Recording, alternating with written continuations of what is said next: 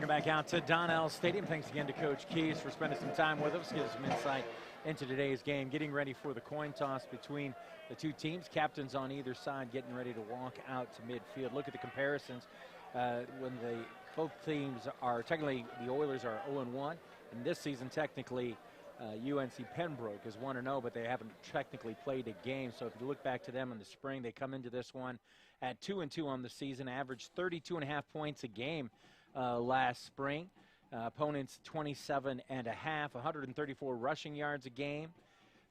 Also, they allowed 117 rushing yards, averaged just under 300 passing yards a game, gave up only 174. So total offense, 433 yards a game for the Braves, and giving up just 291.5, but a -3 on the turnover margin.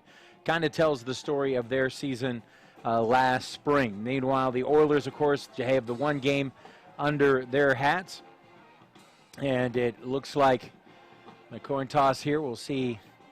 May shake it all out here in just a second. And so the Oilers have decided to receive the kickoff. They won the coin toss. They have decided to receive. And they will be defending the south end zone and heading towards the north end zone. As we said, look at that stats from that first game. Gave up 54 points, scored 14, 138 yards on the ground, 278 rush yards allowed, and that was a big part of the problem last week. 267 through the air last week, gave up 347, so 405 yards of total offense, but they gave up 625 yards themselves, and they were a -2 on that game. The Oilers, of course, 4-2 last spring, if you're looking for comparisons. Head coach Rob Keys, of course, out of West Virginia, graduated in '96, and his all-time conference record, 34-26. His all-time Finley record, 67-40 in his 10th year. Meanwhile, for the Braves, head coach Shane Richardson, which may, depending on how much of a GLIAC fan you were, sound a little familiar. He graduated out of Northern Michigan in 2000, played against the Oilers, was a senior all-conference linebacker there at Northern Michigan. And he is in his 8th year. He is 28-39 since taking the reins of this UNC Pembroke team. So we're going to see that Oiler offense first. They're going to be led out by Matt Wensler, 6'2", 200-pound junior out of Toledo, Ohio. And as we said earlier, looking to become the 6th quarterback to go over 4,000 passing yards in his career. He is 4th all-time in touchdown passes. In the backfield to start things off, we'll see Derek Lynch, the 5'6", 196-pound junior out of Bloomfield Hills, Michigan. First team GMAC as a kick returner last year in the spring, and third team as a wide receiver. The fullback will be Aiden Eubanks. The wideouts, Jake Brown on one side along with Marlon Richardson on the other.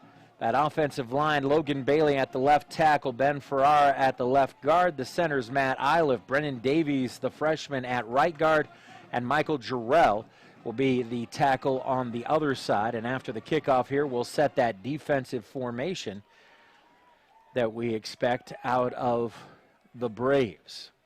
Oilers wearing the all blacks, helmets, shirts, pants with the orange letters, numerals, and trim. Pembroke wearing the visiting white uniforms with gold letters and numerals, black helmets, and black trim.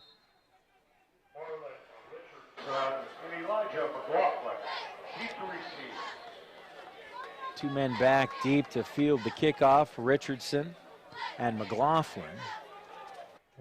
High short kick, takes a hop and a skip. This could be trouble for the Oilers, and just pouncing on it back at the 5. That had disaster written all over it as it was misplayed initially. It was McLaughlin who was trying to field it, and it took a bounce, a skip, and a roll, and that's a free ball if the Braves could jump on it.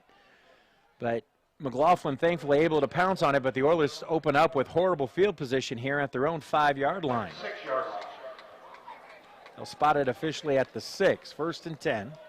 Tim Montgomery with you here on a Saturday evening. Thanks for joining us for what was the unexpected home opener for the Oilers. Wensler with the back to his right, wide out on either side.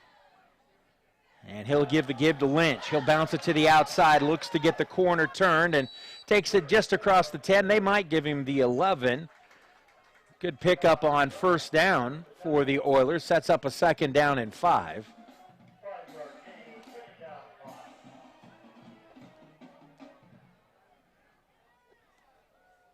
Expect to see a lot of Lynch today due to circumstance and other things. 2 wideouts to the top. That's going to be Richardson and Tanner Schrader, the Macomb product. Single receiver here on the near side. Wensler looking, throws the slant complete to Schrader, and he's got a first down across the 20 and out to the 22. So the Oilers have created some room and some space and a little pushing and shoving after the fact.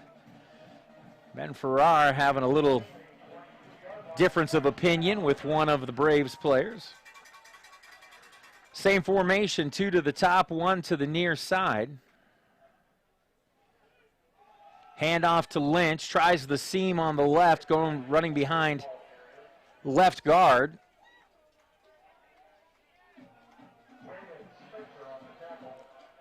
But another 5-yard pickup for the Oilers, and if they can run like this effectively on first down, expect a steady diet of that from offensive coordinator Corey Allen.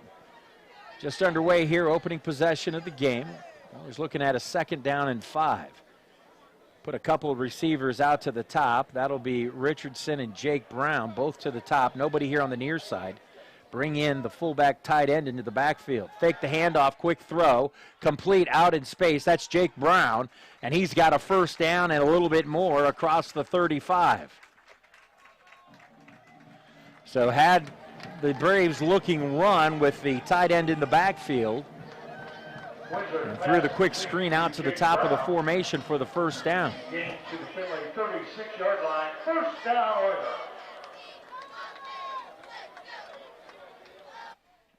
Two receivers to the near side, single receiver up top.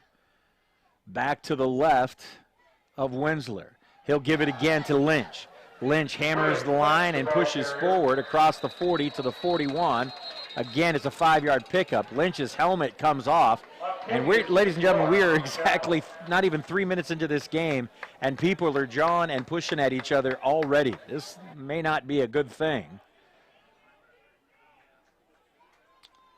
The helmet came off of Farrar, so he's going to have to check out for at least one play.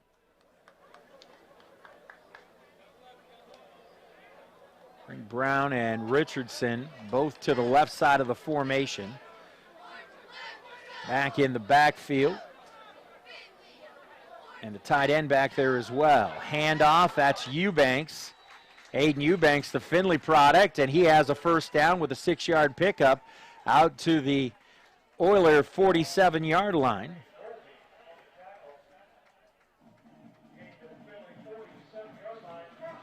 Oilers will change out a lot of personnel on this one.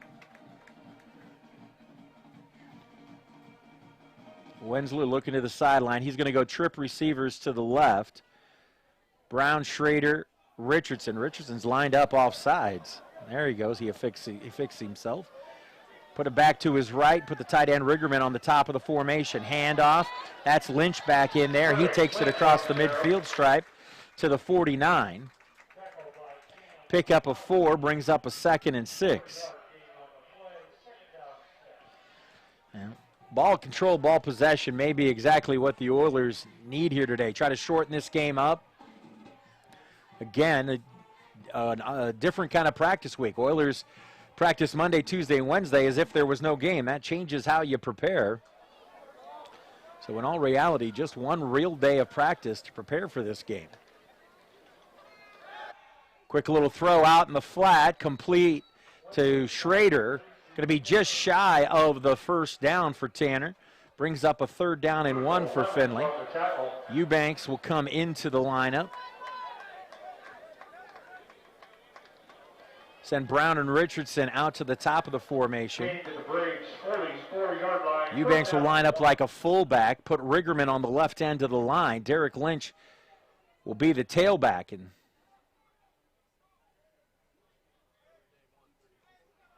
snap it back. The give to Lynch, and ooh, that's going to be close. He tried to wedge himself right behind center, and that preliminary spot's going to be that he got a whole lot of nothing and going to bring up a 4th down and 1. So the Oilers tried to power up and go right behind center that time, behind Eilers.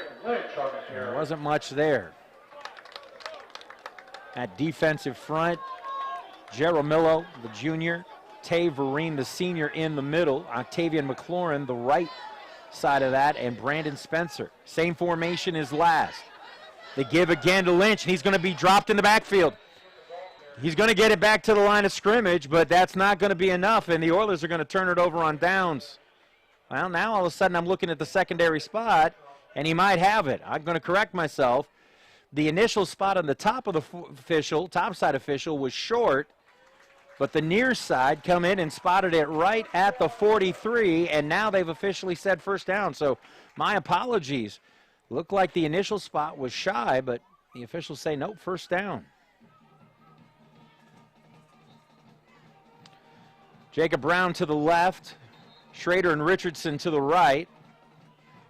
Riggerman this time in the backfield, along with Eubanks, who will line up as the tailback this time. Winsler fakes the give, play action, throwing across the middle, and wanted Tanner Schrader and led his receiver just a little too much. Oilers tried to go up on top. That was an absolute laser of a throw by Matt, but just a little bit too far ahead of his intended target.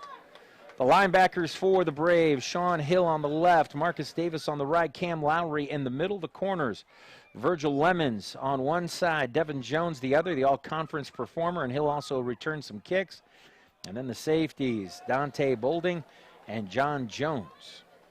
3 receivers to the left, 1 to the right. Loose ball on the turf, and it's going to be covered. Tried giving it to Eubanks, and Aiden acted like he wasn't expecting the football. Bounced right off his stomach and onto the turf, and right there to pick it up were the Braves. And so the Oilers had what was an impressive start to a drive, but they turn it over. And you heard Coach talk about turnovers. It is one of his mantras.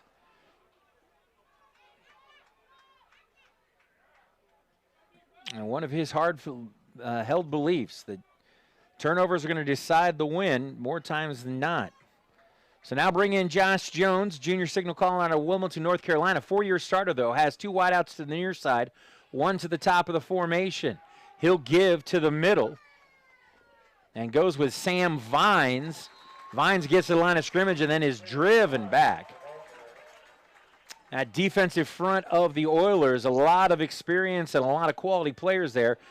Reggie Michaud on one end, Irvin Basenji on the other, Logan Spire and Dalton Rockhold in the middle. Linebackers, been a shuffling there. Trombetti on one side, Reams on the other, Colin Robertson in the middle. The corners, Caldwell and Perry, and the safeties, Harris and Stokes. That's 2 new additions to it. Back, and then quarterback draw up the middle. Big run inside the Oiler 40, still driving his feet, now pushed back at about the 37. And Coach and I talked about it in the interview. He would rather throw the ball. He is certainly throw first, but when he sees opportunities like he did there, the whole middle of the field wide open, he takes advantage of it, and all of a sudden he has the Braves knocking on the door. Under 9 minutes left here in the first quarter, scoreless, after the Oilers turn it over with a fumble on their opening drive. 2 wideouts to the right, 1 wideout up top. Back behind. Jones takes the snap, drops, now he's flush from the pocket, throws it late, batted and still caught. Impressive play. Swinging underneath that ball as it was thrown late was Jeremiah Jackson. Swatted got a hand on it, but still able to pull it in was Trey Dixon, their leading receiver from last spring for the Braves.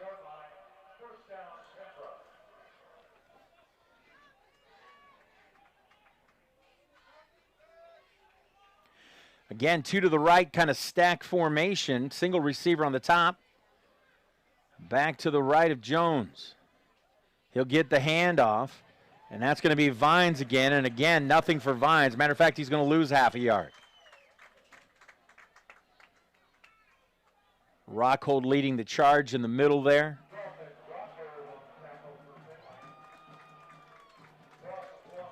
Second down and 11 is what they'll officially call it. This time they'll spread it out. 3 receivers to the right, 2 to the left. Empty backfield for Jones in there by himself.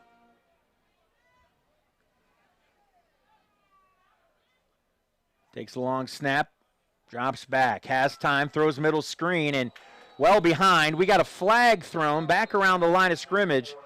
This might be a hold, but we'll wait and see here.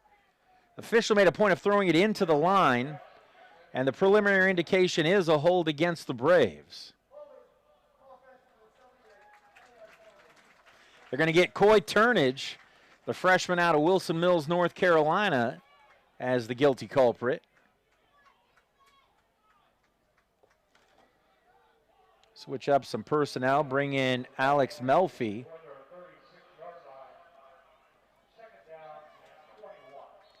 So make it 2nd and 21 now for the Braves.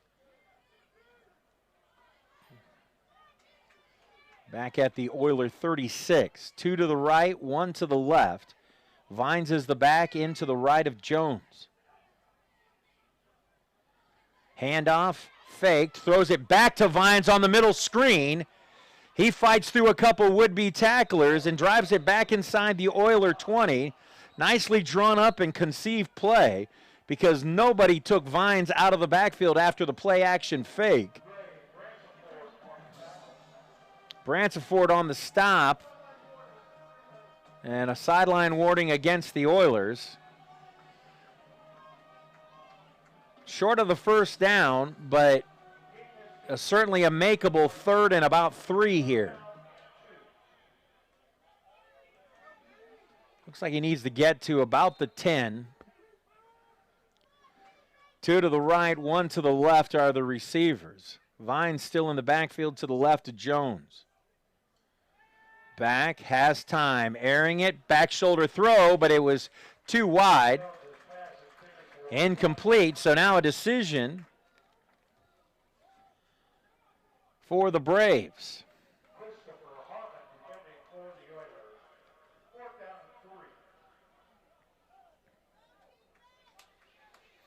Well, looks like they're going to play on 4th and 3.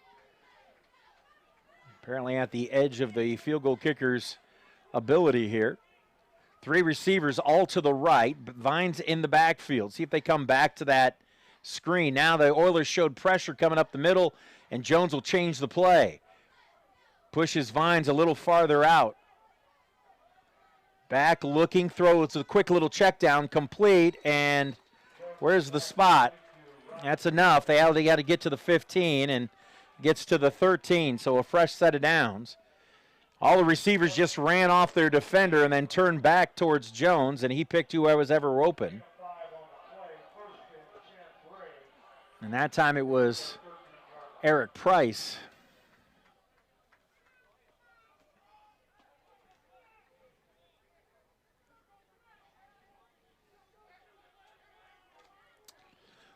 One wide out to each side plus a slotted tight end. Now bring the other tight end over. They're stacked on the left end of the line. Under center goes Jones. The handoff to Vines. And he's going no place again. Oilers all over this run game. One of the Oilers lost a helmet in the process. Schwemley's going to be credited with the stop.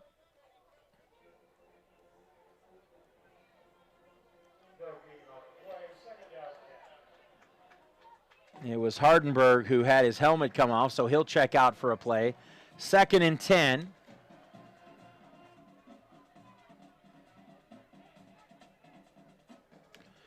Two to the left, 1 to the right of the receivers. Back to that pistol formation with Vines to his right.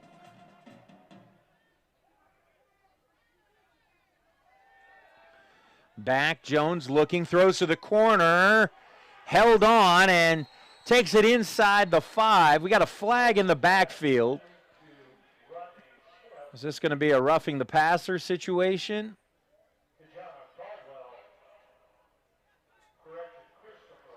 Yeah. So half the distance and a first down. So 1st and goal coming up for the Braves.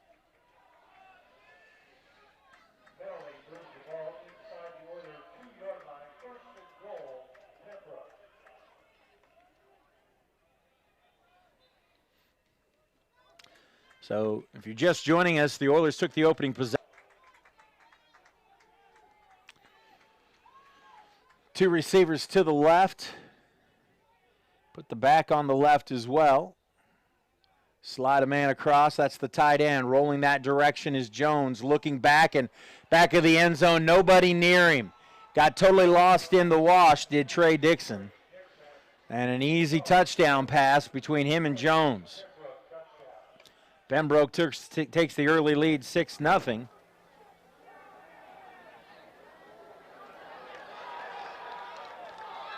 With an extra point attempt coming. Just under 5 minutes left here in the first quarter.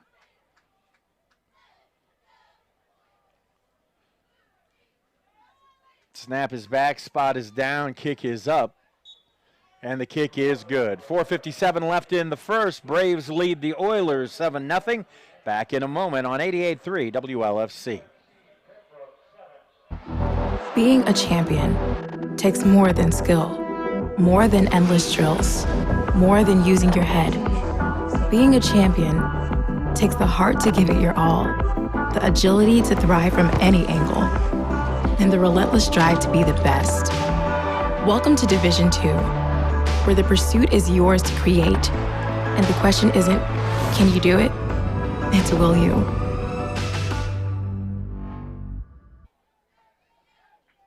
On into the end zone. So now the defense, trailing 7-0, most definitely needs to try to come up with a stop here. Wide out to either side, back to the right, and a fullback up in front. Handoff, and Vines on the carry. Now, we were expecting to see Joseph early, but have not seen him yet. The Marshall transfer, he's listed as their starting running back, but unless he's changed numbers, he has not shown up in there yet. Again, no gain on the run, 2nd and 10. Two receivers to the near side, single receiver up top. Play action, throw it back to the screen. Oilers over pursued it, left to seam, and looks like enough for a first down across the 30 and out to the 31.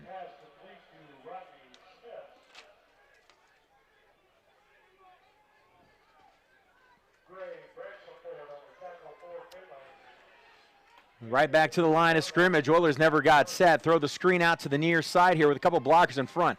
Oilers, though, respond nicely and drop it right at the line of scrimmage. Good response by the Oilers with the Braves trying to go quick and catching them out of formation.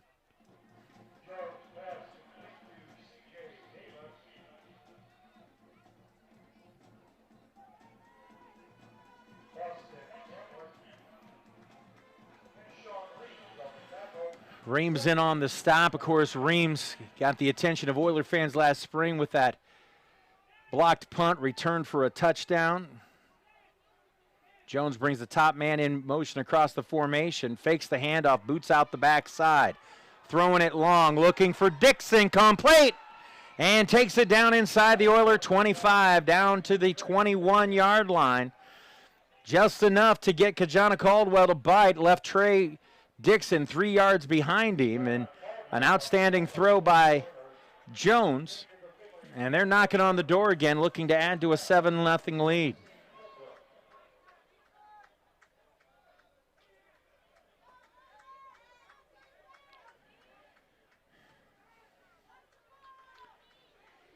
Two receivers to the left, tight end on the right end of the line.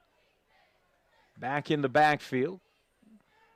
New back in there is going to take a shot at things here. It's going to be the same result. Going to lose a yard or more. That time it's Zachariah Adams-Duxon on the carry.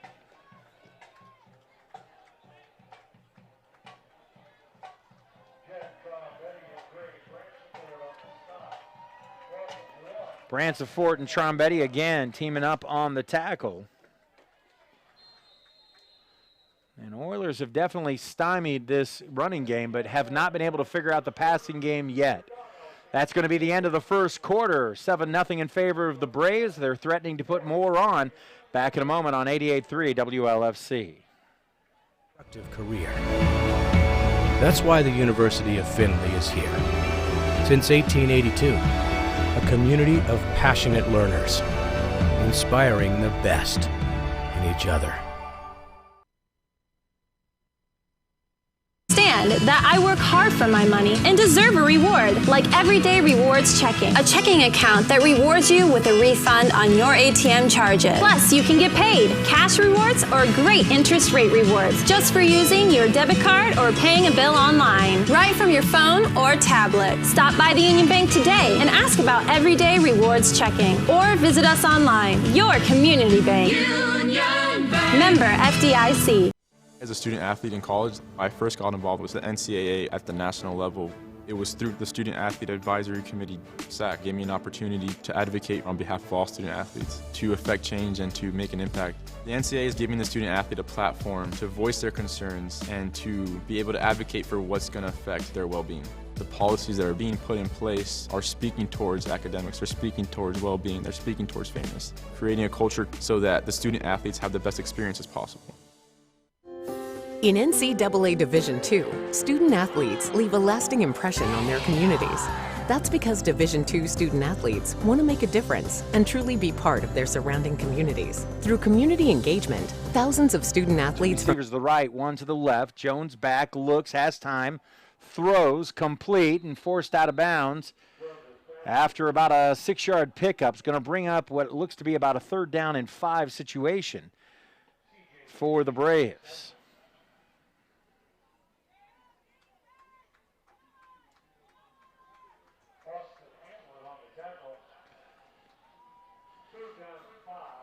Those will change out some personnel.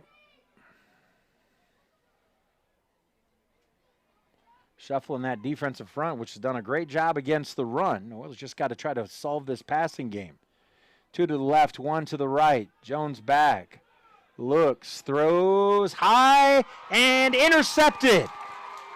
Athletic, and now racing up the sideline, still stepping over and around, and now forced out of bounds around the 30-yard line. And on the interception for the Oilers, number 28, that's Marquis Stokes.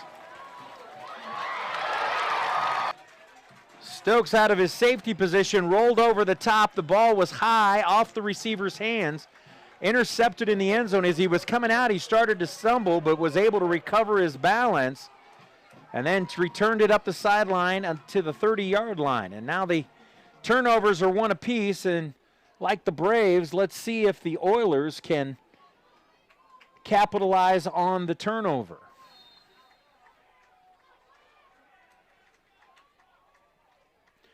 Going to go with a 5-receiver set here. 2 to the left, 3 to the right of Winsler. Back in the backfield by himself.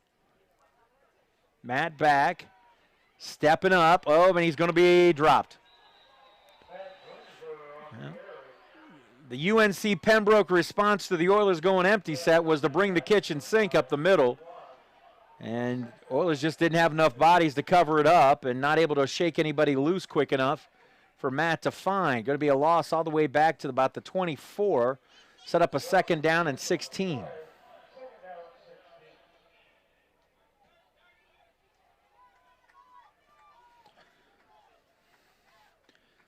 Two receivers on the right this time, one on the left. That's Richardson. Back to the left is Lynch.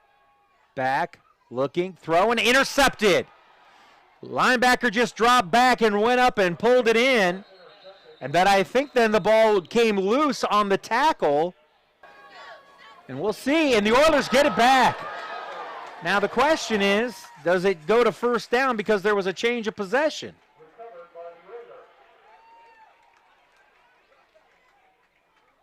Yep, it does.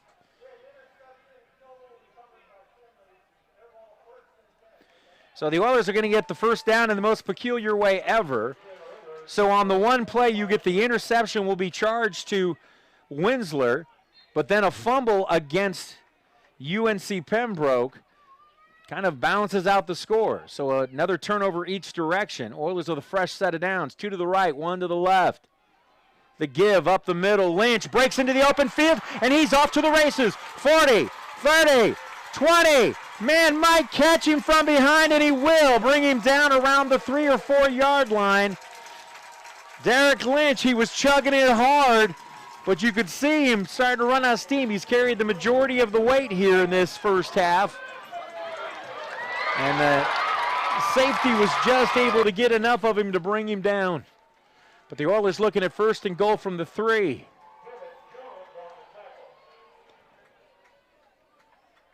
It was John Jones, the 5'10", 180-pound sophomore safety out of Monroe, North Carolina, who came up with a touchdown-saving tackle for the moment. Oilers going to load up with a fullback and a tailback. It'll be Eubanks, the tailback. Aiden gets the handoff. A little bit of a hesitation, dives towards the line. It's going to be inside the 1, bring a 2nd and goal from that spot.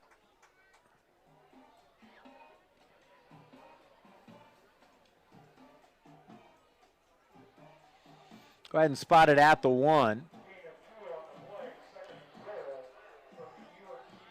Aiden kind of hesitated just a second. I couldn't tell if he was waiting for a block or he was securing the ball. Either way, 2 receivers to the left. Lynch back in the backfield this time with Eubanks in front. Derek gets the handoff. Touchdown Oilers. Blasted behind the right side. Went behind Brennan Davies and Michael Jarrell. And the Oilers are an extra point away from tying this one up at 7.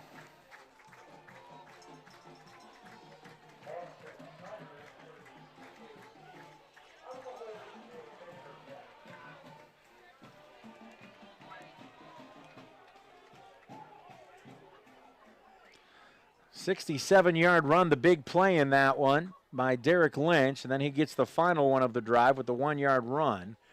Kick is up, and the kick is good. 12:02 left in the first half, knotted up at 7 apiece between Findlay and UNC Pembroke. Back in a moment on WLFC. Being a champion takes more than talent, more than the perfect pass, more than using your head. Being a champion takes the spirit to always push harder, the ability to overcome any hurdle, and the fire to be the best. Welcome to Division II, where the pursuit is yours to create. And the question isn't, can you do it? It's, will you? My path to a college degree would have been completely different had I not run Division II cross country for the University of Mount Olive. Having an athletic and academic scholarship was key for my success. Our coaches were really helpful with balancing out my academics and athletics. I decided to attend graduate school because I wanted to become an athletic director. Receiving the postgraduate scholarship through the NCAA provided me with the flexibility to choose the school that I wanted. So now I know that I can accomplish any goal that I set for myself.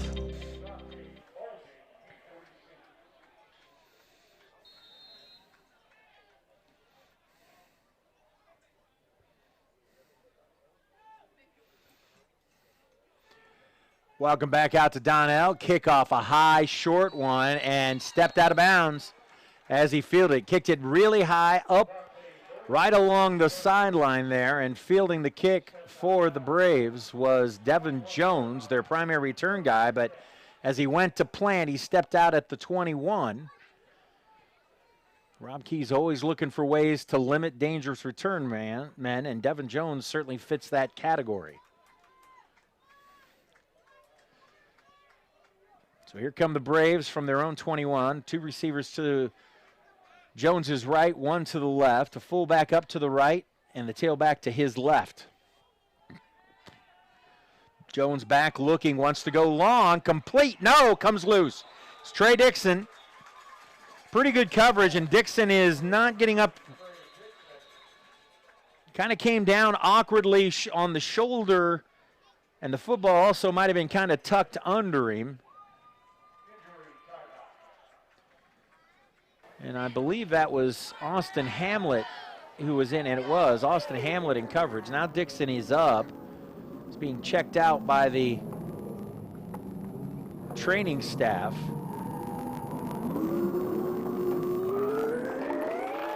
I think he's probably going to be okay. I think he might have come down on top of the football, and it kind of knocked the wind out of him. But he certainly is dangerous. Now he'll break into a little bit of a trot going off the field. Leaves a 2nd and 10 situation for the Braves, though.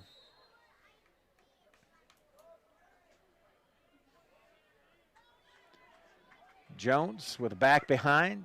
2 receivers to his left, 1 to his right. Handoff, they'll try it again, and the result is going to be the same as the Oilers are all over this running game. Jeremiah Jackson came flying up and took the legs out from him, and it's going to be a loss of close to 2.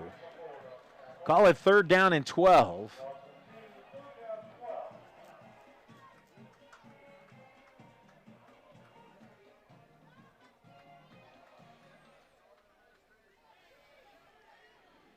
Two receivers to the right of Jones, 1 to his left. That's the short side of the field. Again, a fullback up and a back to his left. Back looking, now pressured, spins away from the pressure and looking to just throw it away, and does. And it'll be incomplete and force a punting situation here for the Braves, and a good 3 and out by this Oiler defense. Good coverage on that first down play. Had the Braves behind the sticks and never recovered. Tanner Schrader will go back, standing at about his own 34-yard line, await this punt. Have to run a man on late to the punt team. Does Pembroke.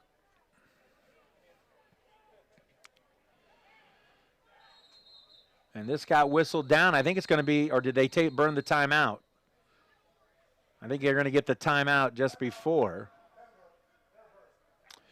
If you're just joining us, 7 apiece. Oilers took the opening kickoff, drove it down into Pembroke territory, but a fumble led to a in NCAA Division II, 10 plays by the Braves, capped off with a 2-yard touchdown pass from Jones to Dixon. The Rivera kick was good, made it 7-0. The Oilers then eventually will get the ball back in a couple of crazy exchanges. Cap off a 1-yard touchdown run by Derek Lynch that was set up by his 72-yard breakthrough run to take it down to the 3. It was a 3-play, 75-yard drive altogether. Took a minute and 13 seconds off the clock. And after the Snyder kick, we were tied up at 7 apiece. Since then, it's at least appearing to be a 3 and out here, and a punt coming from the Braves, who had to burn a timeout because they had a man late on to the punt team.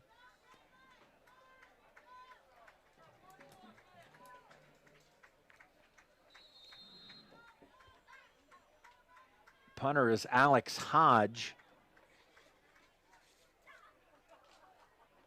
And as we said, Schrader back to field it. I always get nervous out of timeouts on special teams plays. You never know what's coming out of it. It's going to be just the regular punt. High, short one. Takes a hop and a skip and a roll, and everybody just needs to get away from that.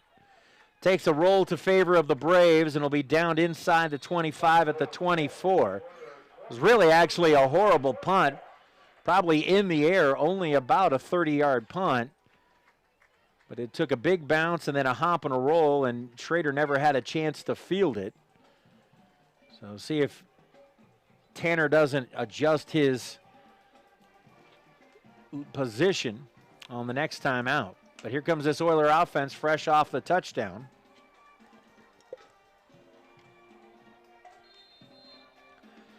Two receivers to the left. Lynch the back behind. Play action fake, throw it out in the slot. And takes it up for a first down for the Oilers. Found Austin Watt open, and Watt takes it to the 35, moves the sticks for the Oilers.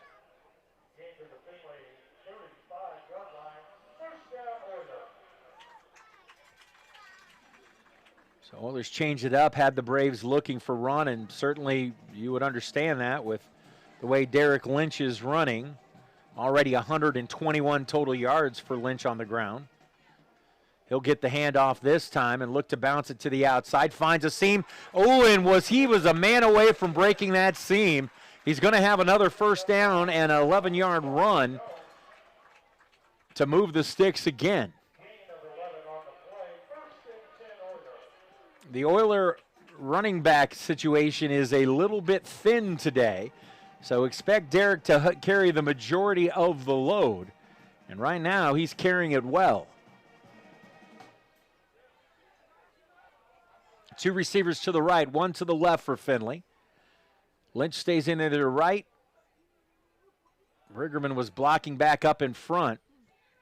And Lynch, not a lot there this time. He's going to get forward progress of about 2. Decent response that time by the Braves. Actually, it's going to be just a pickup of 1.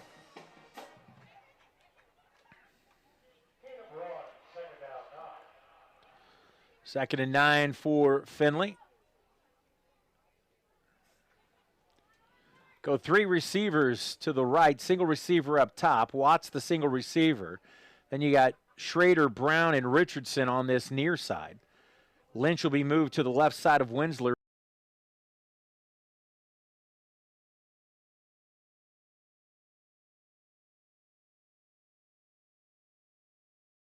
Anybody, to be frankly honest about it, and there was no place for Tanner to go.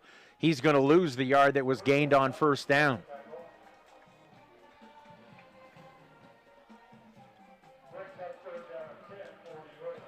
So the Oilers looking at a 3rd and 10 now from their own 46. Clock is running, 8:43 left in the first half, tied up at 7 apiece. Tim Montgomery with you here for Oiler football on 88.3 WLFC. 3 to the top this time. Single receiver on the near side. Again, that's Watt. Back Winsler throws, looking Watt's way. Collects it, and that should be enough for the first down.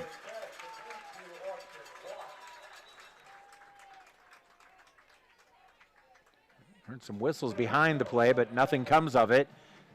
It is enough for the first down.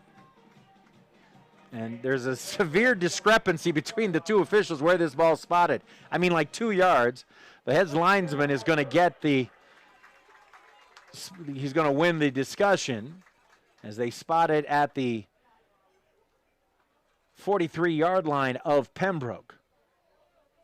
2 receivers to the left. Eubanks the fullback. Lynch the tailback. Play action again. Throw it. Complete. Found Richardson out to the 35.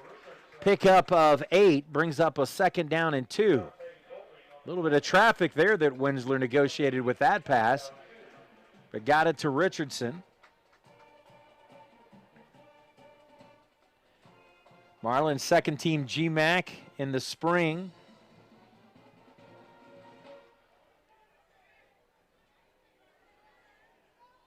That's 47 career receptions coming into this one and close to 800 yards.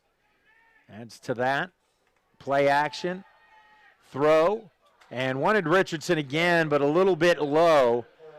Matt had a little bit of pressure in his face, and I think he might have short-armed that a little bit. Brings up a 3rd down and 2 situation for Finley.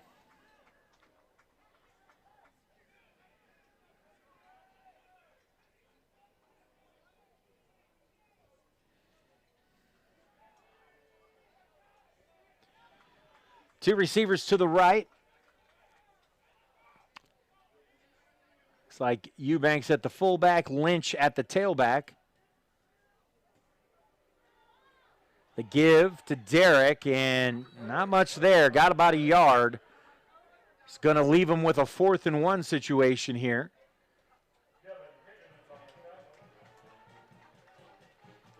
Derrick Lynch has been gashing runs, 3, 5, 8, 9, of course, 72 yards, a couple of 11 and 12-yard runs, but in those situations, Pembroke's been able to limit him. Send Brown out to the left, Richardson to the right. Extra tight in there, Rigerman on the right side. Winsler's going to go under center, and all kinds of movement. Pembroke came blasting across. Let's see, did they come across or were they drawn? And they were drawn. And they say the center, which is weird for a procedure call to be against unless he did sort of a simulated snap or something. Now all of a sudden it's 4th and 6. We might see another one of those Winsler pooch kicks.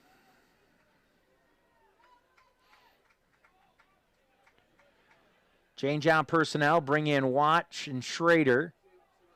They're going to go with at least show a 4 receiver package here. 3 to the right, 1 to the left. Lynch is still the tailback. He'll be immediately to the right of Winsler. Rolling out. Oilers are going to play for the first down. Winsler looking, throws late, and it's going to be incomplete. And he'll turn it over on downs. That was all covered up. UNC Pembroke takes over 1st and 10 from their own 39-yard line.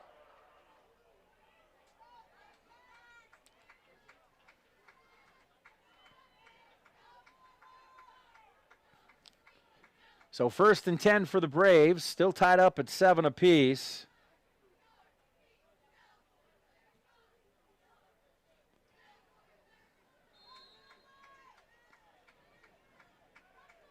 So the Braves go 3 receivers to the left. Rolling that way is Jones. Sets up. Looks long. Man wide open. Complete. Up the sideline. Can he get there? It's going to be up to the official. No. Forced out at the 1. Nobody within a country mile of the receiver. That was Tashawn Carter. And easy pickings for Jones.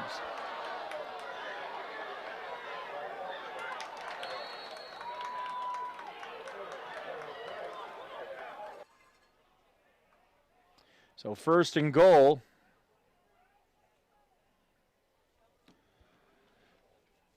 So all of a sudden that penalty has had a gigantic swing here. Oilers were in a position to perhaps convert a 4th and 1.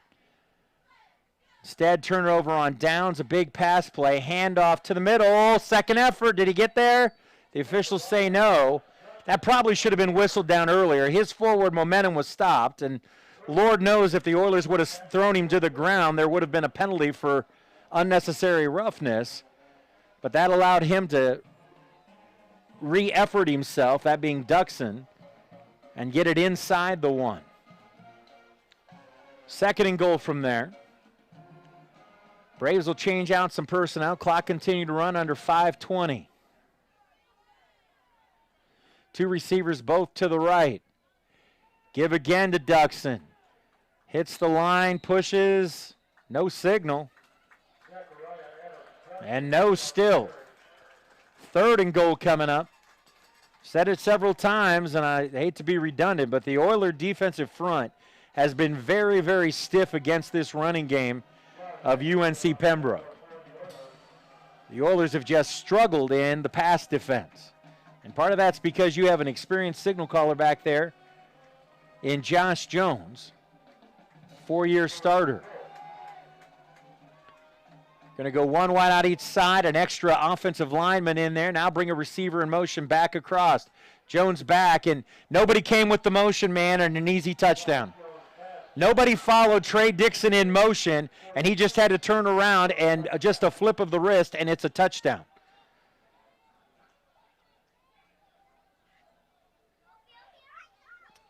$13-0 now in favor, or 13-7, excuse me, in favor of the Braves, with an extra point attempt by Rivera coming.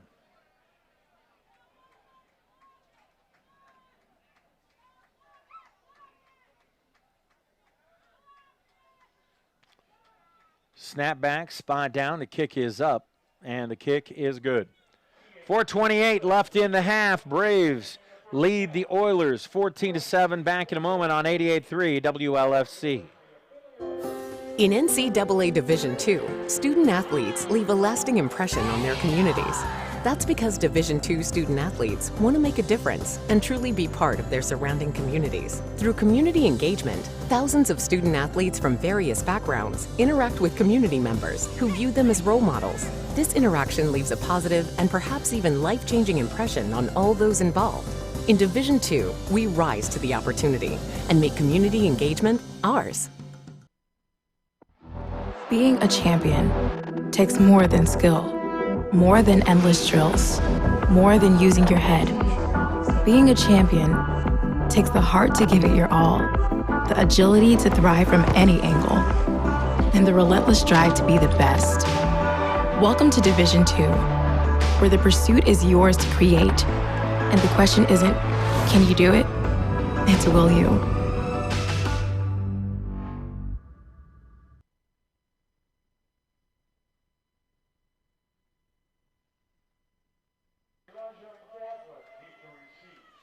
Welcome back out to Donnell Stadium, where the Oilers find themselves on the short side of a 14-7 score. After the second touchdown pass of the game by Josh Jones. Blasting kickoff drives the return man about 3 yards deep into the end zone. That's McLaughlin. He finds a seam, pushes it across the 20 and out to about the 23. That's where the Oilers will go 1st and 10.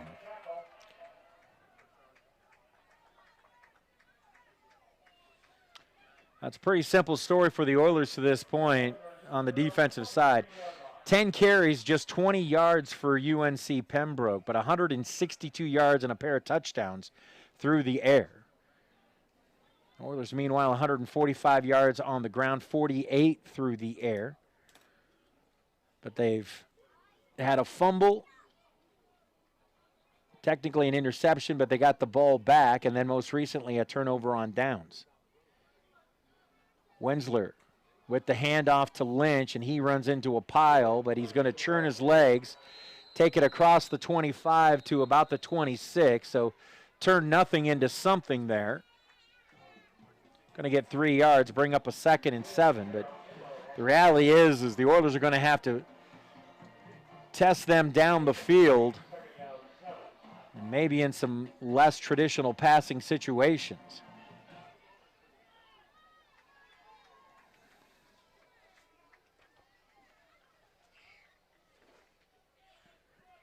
Two receivers to the left, one to the right. That's Richardson. Lynch still in the backfield. Wensler through the hands of Riggerman, the tight end, and incomplete. Brings up a 3rd down and 7 situation.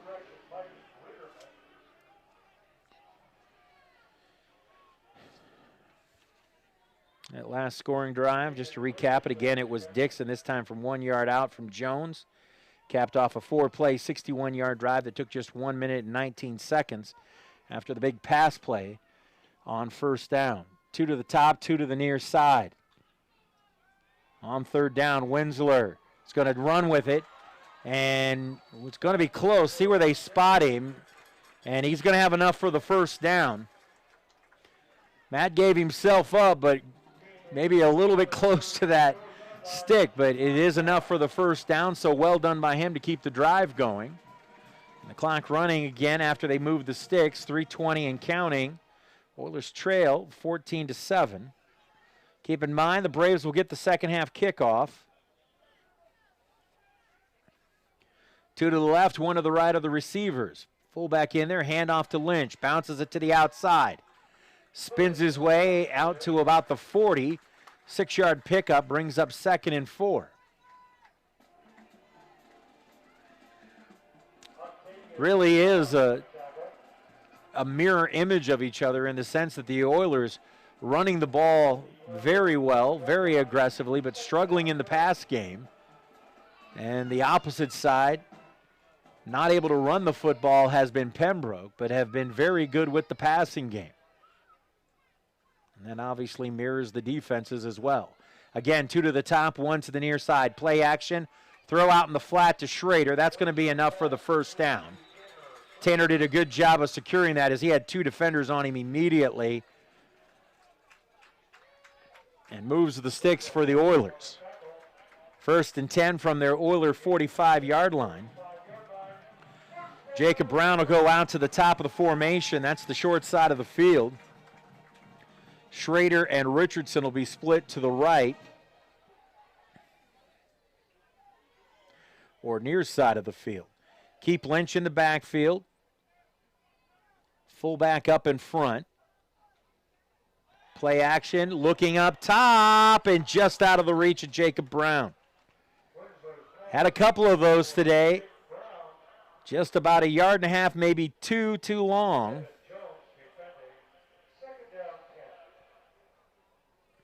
Now we're going right at Jones, the senior all-conference defender. Bring Eubanks back in. Bring Watt in as they change out some personnel. So Richardson, the inside receiver on the near side. Watt, the outside. Nobody on the top of the formation. Save a tight end. The give to Lynch on 2nd and 10. Gets the corner turn, breaks the seam, cuts it back. Oh, and he went to change direction to bounce it back towards the sideline. And if he lands that cleanly, he's probably off to the end zone, but still enough for a first down at the Braves' 40-yard line.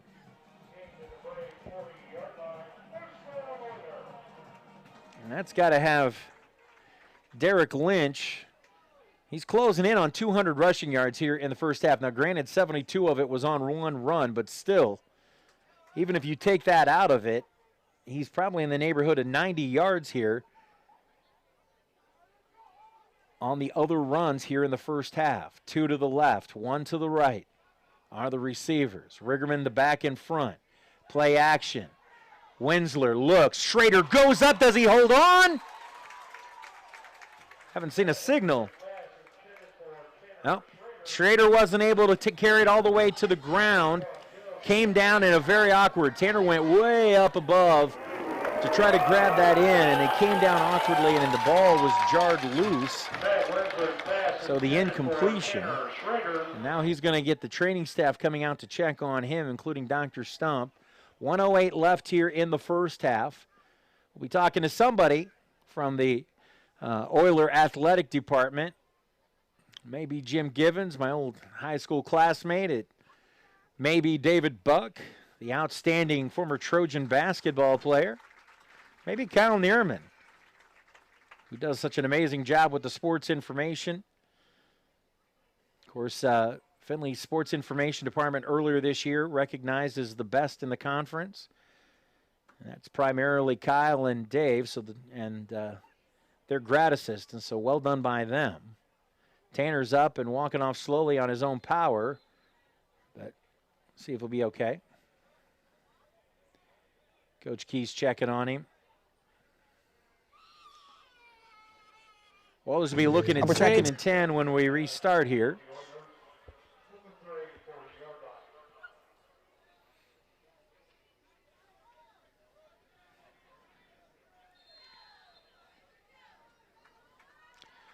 One wide out to the left, one wide out to the right. Winsler with Lynch to his left. The give to Derek. He finds another seam up the middle, and he's going to be close to maybe a yard shy of that. Make it 2 yards shy. Not quite sure he got the most accurate of spots there, but pickup of 8, so 3rd down and 2. Clock is under a minute. Oilers have 2 timeouts remaining. May consider using one here soon. 2 to the right of the receivers, single to the left. Lynch to the left of Winsler. Handoff Lynch. He falls forward. Is it enough? No. Preliminary spot. Both of them have it just one. Every time the Oilers are in that situation, they're not able to get that same seam for some reason. There's some change that Pembroke is doing there. Oilers will burn the timeout. Going to keep it here as we're closing in on the half. But those 3rd and 4th and short situations, the Oilers have not been able to get the same push of the same seams that they are on those other longer runs. Again, a couple of touchdown passes for Josh Jones, and the Braves have them in front 14-7. Derek Lynch's 1-yard touchdown run has the Oilers score.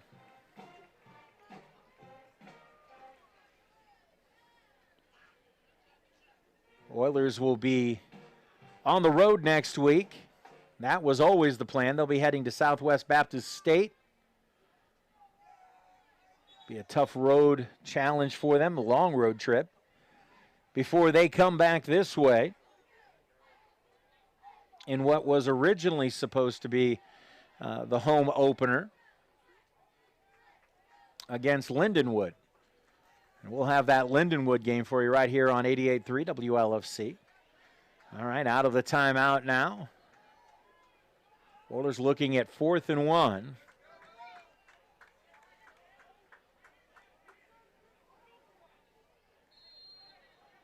One wide out to each side. Eubanks, the fullback, up. Lynch, the tailback, behind. Play action. Quick throw. Complete. More than enough for a first down. Jacob Brown once more. He'll get it before stepping out of bounds. And the Oilers get the first down, able to convert on the short situation. 1st and 10 at the Pembroke 18-yard line, but just 20 seconds left. So Oilers are going to probably have to rely on the passing game here. Do have the one timeout remaining. One wide out to each side. Man comes loose late, and Winsler has to throw it away, and then a flag is thrown behind the play. Are we going to get a roughing the passer? Looked like he might have given a kind of a blow to the back of the head as he came by, maybe?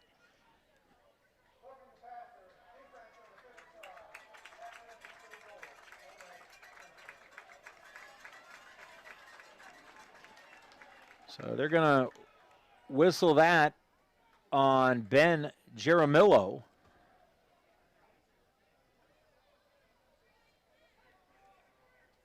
And the Oilers will have it 1st and goal, half the distance at the 9. 17 seconds left.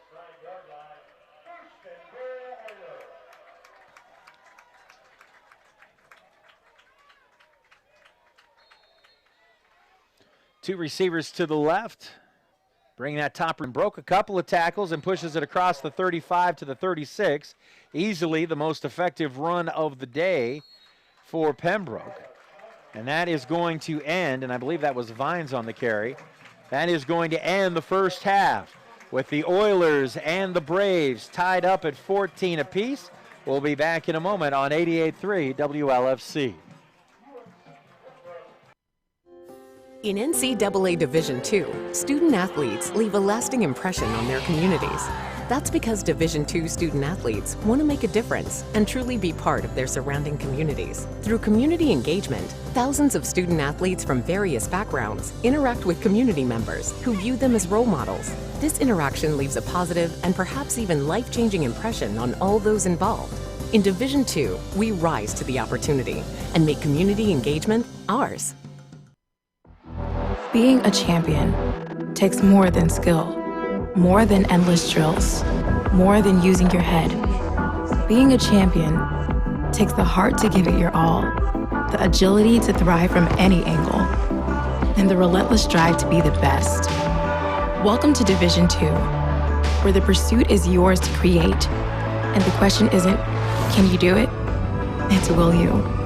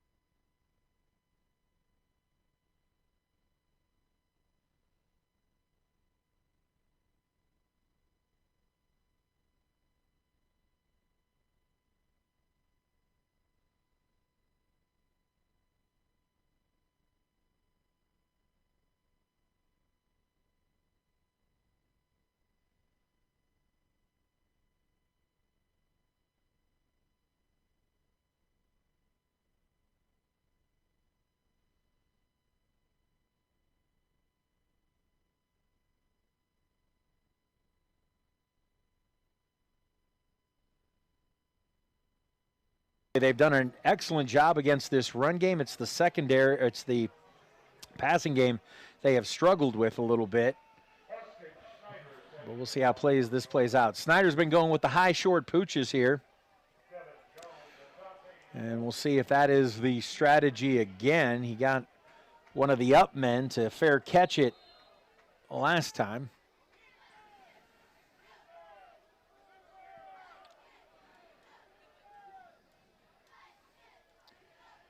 We are underway. High spinner, and coming on to play it is going to be Mr. Dangerous, Devin Jones, and he cuts it through and out to the backside, still on his feet with a stiff arm. Finally brought down close to the 45-yard line, and, well, Pembroke made the adjustment there. The up man who was in that vicinity evacuated almost immediately, and running right into that space was the very dangerous Devin Jones.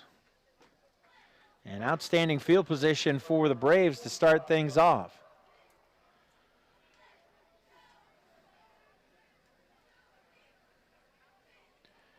Oilers on the road next week, Southwest Baptist State, and then home the following week against Lindenwood. We'll have that one for you. Handoff on the jet sweep and cutting it back in. A nice pickup of about 5 yards as they're changing it up. It's the first time we've seen that motion from the Braves.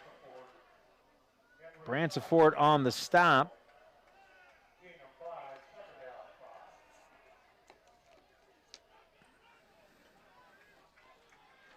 So 2nd and 5 now for Pembroke. 3 receivers all to the top of the formation. Now he'll move his back over to the left. Looking for him out of the backfield. Now he's going to run, and no. Well, he's going to chuck it away late. He was able to spin away off of the initial contact that the Oilers put on. And when he did, he was able to get rid of it. Irvin Basinji had him in his hands.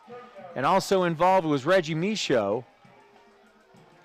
And that was looking to be about a 15-yard loss, but instead, 3rd and 5 for Jones. Is good coverage by the Oilers. Gave him no place to go with it. 2 to the top, 2 to the near side, and Jones in the backfield by himself. Actually, 3 to the top.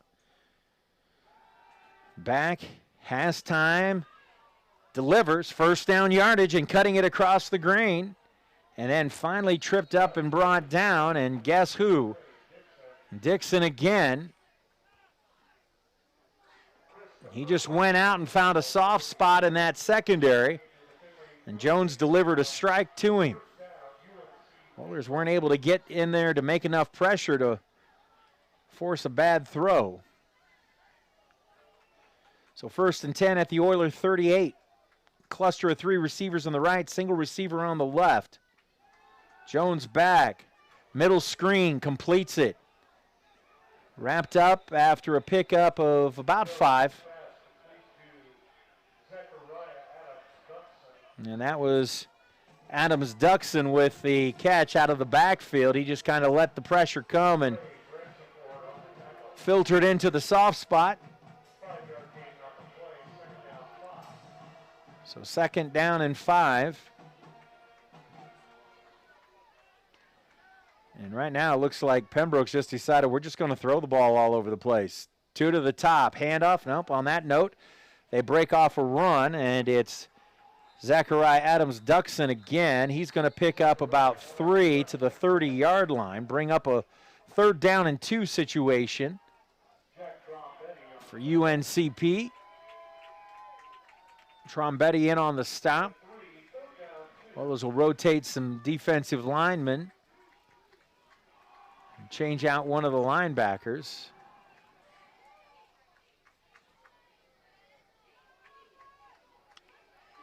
Jones will go under center, bring a man in motion across the formation, make 2 receivers on the left, tail back behind, play action fake, rolling, going to throw to him out of the backfield. Saw that play in the first half. Nobody anywhere near Zachariah Adams Duxon. And that's just like stealing. Takes it all the way down to about the Oiler 5-yard line. 1st and goal there. Jackson on the stop, but well down the field. Braves looking to break open a tie ball game here on the first drive of the second half. Couple to the right, one to the left. Jones with the straight drop, throws it into the corner, jump ball, no chance. That was a throwaway as much as anything else. Jones was putting that where the only person who had a chance was his receiver, and it was well over his head and his outstretched arm. Second and goal. Well, don't be surprised if you don't see that motion play again. Oilers did not adapt to that one at all. Some wholesale changes on the defense, and the Oilers better hurry it up. This is a really late defensive substitution, but going to get held up here because the offense had made some changes. Now we're ready to go on second and goal from the 5. Play action again, rolling, throwing end zone, and good defense that time. Oilers were right there with them. And on the defense was Rashad Craig.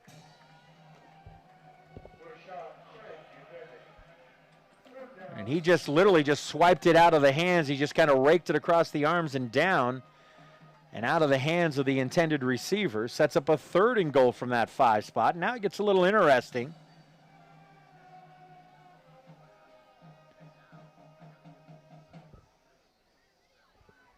A late substitution again by the Oilers, but able to handle it.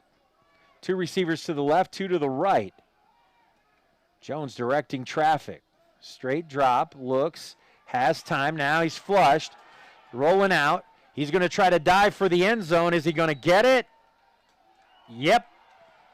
They say he got it knocked over the pylon before his knee touched down, and I'm telling you, that is close. And, of course, there's no replay here, but that was just an athlete making a play, because I guarantee you that wasn't drawn up. Oilers had pretty good coverage roaming around in that end zone. But Josh Jones able to scamper from 5 with the dive and put him in front 20-14. Extra point attempt coming by Rivera.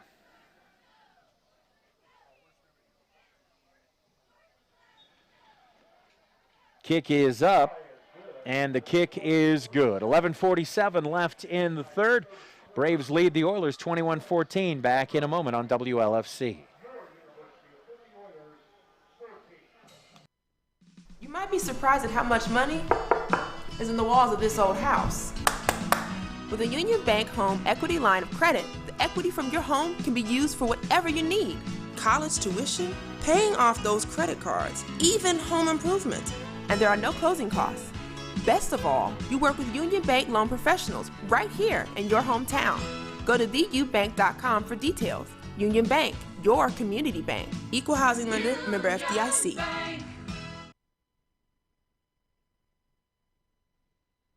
Why do you want to go to college? To become something more? To find your line and go beyond it? To make someone's life better? To start on a path to a productive career? That's why the University of Findlay is here. Since 1882, a community of passionate learners, inspiring the best.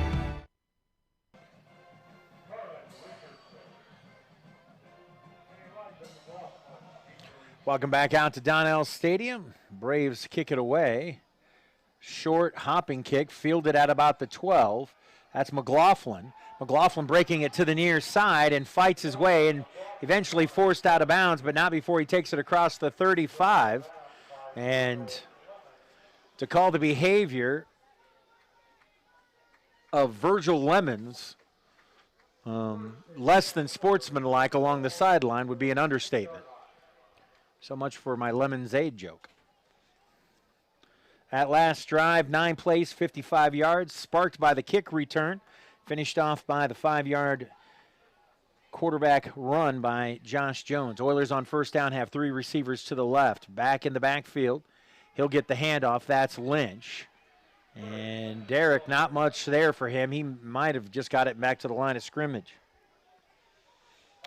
Lynch, 167 yards in that first half, and the touchdown along a 72.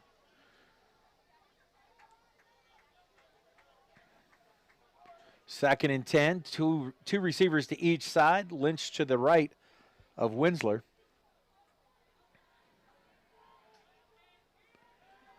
Back is Winsler looking, wants to throw the seam, was going for Jacob Brown. And how is that not defensive holding? 2 hands in his jersey all the way up the field. Boy, and Rob Key's asking the official about it right now. Wow.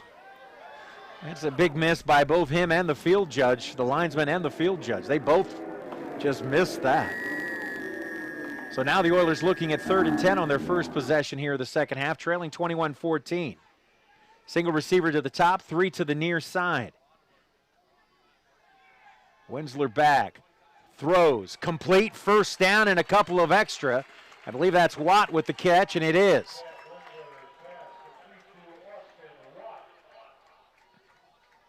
So the Oilers able to convert the 3rd and long and have it out to their own 49-yard line where it'll be 1st and 10.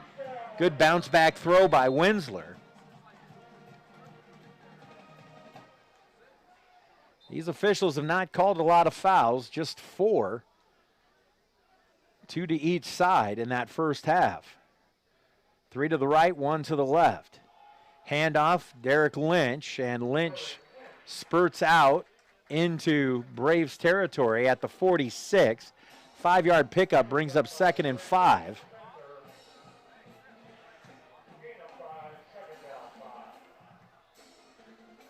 Clock moving, under 10:20 left here in the 3rd. Oilers trail 21-14. It was knotted up at 14 apiece at the half. Braves took the second half kickoff and went right down the field. 5-yard touchdown run by the quarterback capped it off. 2nd and 5, 2 receivers to the right, single receiver up top.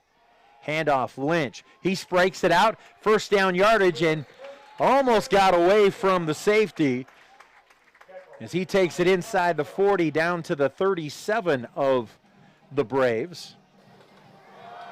And as we were talking about before, Derek's starting to inch his way towards 200 rushing yards in this game. We talked about it. It's a short shelf for the Oilers at the running back position tonight. 2 receivers to the right, single receiver to the left, fullback up in front is Riggerman. Back to pass, Winsler, pump fakes, lets it go, looking for Watt.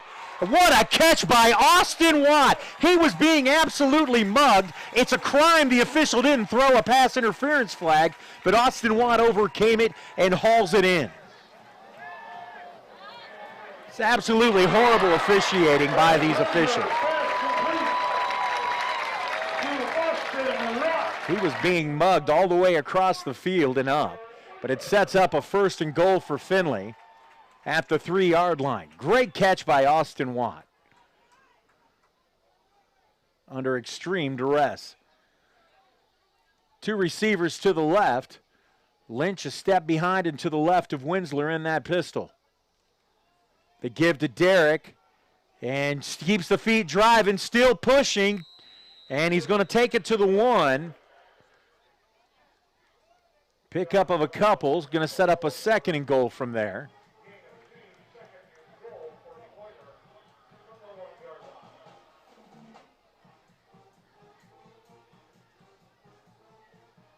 Oilers are going to stay with 2 receivers to the left. It's going to be Brown and Watt on the left. Eubanks, the fullback, up to the right. Lynch behind. The give again to Derek. Hammers the line, going behind the right side. Didn't get there. Just inside the 1. Tried going behind Davies and Jarrell like he did on the first touchdown run. So 3rd and goal from that spot. See if the Oilers switch it up here a little bit. Because on that 1st and 2nd down, everybody on the planet knew where that ball was going, understandably. Watt and Brown this time go to the right. Same side Eubanks is on as the fullback. Lynch, that snap came early. They get it off to Derek, and he fights, and he gets into the end zone for the touchdown. Helmet pops loose. I think that snap came earlier than what Winsler was expecting, but he did a great job to control it, get it to Derek, and then Derek used his athleticism to find the end zone.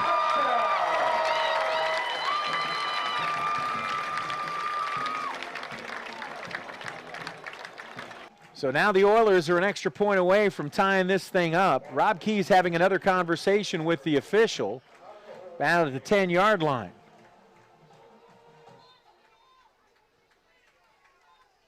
And Rob doesn't like the answer. He's going to say he gives that fine, but he's not thrilled with that answer. Vanderjack is your holder. Snyder on for the kick. The kick is up. And the kick is good. 7:43 left in the third. We're tied up at 21. Back in a moment on 88.3 WLFC. Why do I choose Union Bank? Because they understand that I work hard for my money and deserve a reward, like everyday rewards checking. A checking account that rewards you with a refund on your ATM charges. Plus, you can get paid, cash rewards, or great interest rate rewards just for using your debit card or paying a bill online, right from your phone or tablet. Stop by the Union Bank today and ask about everyday rewards checking, or visit us online. Your community bank. Union Bank. Member FDIC.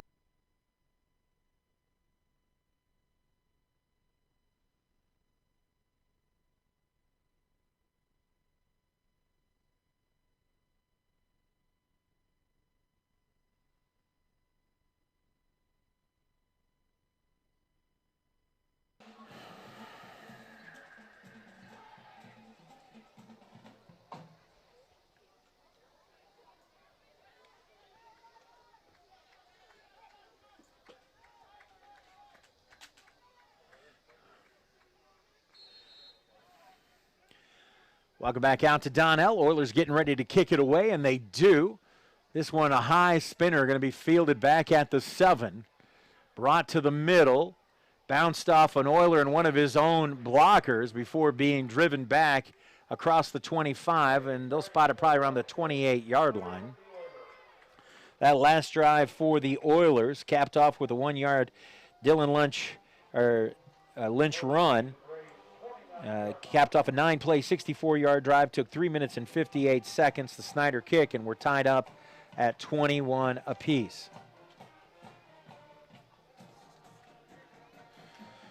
So here comes UNC Pembroke after the pretty quick touchdown by the Oilers. Pressure on Jones, chucks it, and wide open. Nope, the official said he didn't get it in bounds. That's just not very precise route running, to be honest with you. That's Rodney Snyder. He's the one who's a converted quarterback to wide out, and he didn't really give a great effort to get a foot down in bounds. So 2nd down and 10.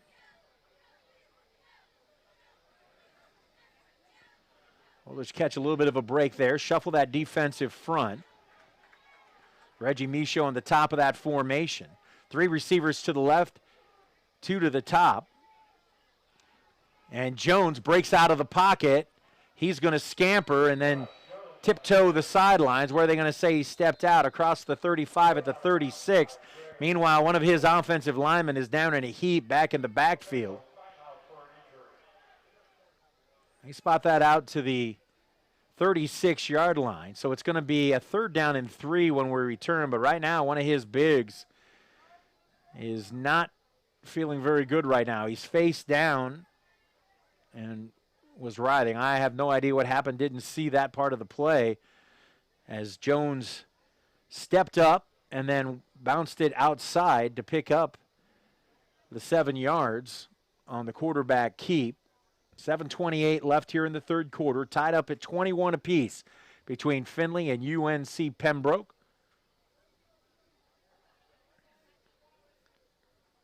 Derek Lynch having a phenomenal day today.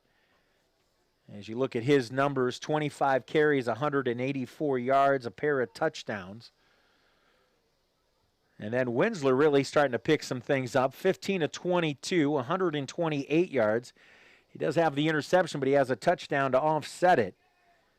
But several key throws, and I can't say enough about that catch by Austin Watt out here on the near side, absolutely being mugged, and he still found a way to go up, get the ball, and get a foot down inbounds to set up the goal-to-go situation. Still being worked on. We're going to take a 30-second timeout here while they continue to work on the injured Braves. 21-21, back in a moment on WLFC. Being a champion takes more than skill, more than endless drills, more than using your head. Being a champion takes the heart to give it your all, the agility to thrive from any angle, and the relentless drive to be the best. Welcome to Division II, where the pursuit is yours to create, and the question isn't, can you do it? It's will you?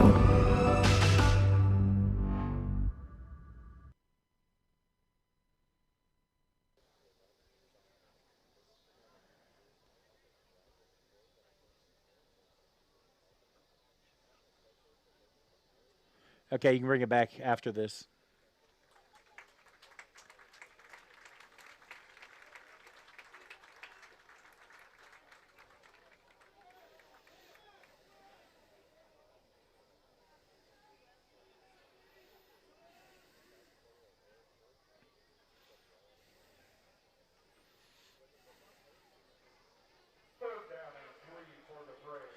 Back at Donnell Stadium, Casey-on Williams was the injured Brave, the 6'3", 280-pound freshman. He got up and walked off on his own power, so that's a good sign. Meanwhile, 3rd down and 3 here. Tripped receivers in a cluster out here to the near side. Back to the right of Josh Jones. Well, it looked like some early movement there. No flag, though. Pressure, and they're going to get the sack as the Oilers get home. Back inside the 30 at the 28. Basinji leading the charge, but a whole boatload of Oilers there to help in the purpose. But Bransford was in there. And Irvin lost his helmet in the process, but gets the sack. And a 4th down and 11 will force the punt. This time, Marlon Richardson's going to go back and field the punt. Tanner Schrader had been doing it earlier. But Richardson had a pretty good spring returning him. We get a flag before this one gets underway too far, and a procedure call. It's going to back him up another 5. Remember, the last punt was really short and awkward, and then took a big hop and a skip to the favor of Pembroke.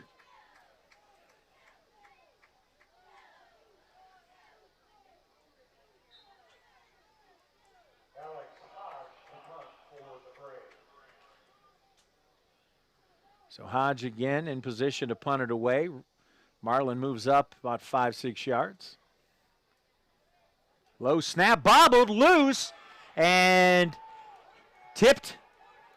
It's going to take a high sideway bounce. The kicker got absolutely upended. He's back up and no problem. But the Oilers got in there, got some pressure. Bad snap, bad handle. He did get the kick off, but Oilers got a piece of it and a piece of him, and they'll take over at the Pembroke 42. So a big special teams play there. Let's see if the Oilers can capitalize. Correction, make it the 43 is where they'll spot the football down.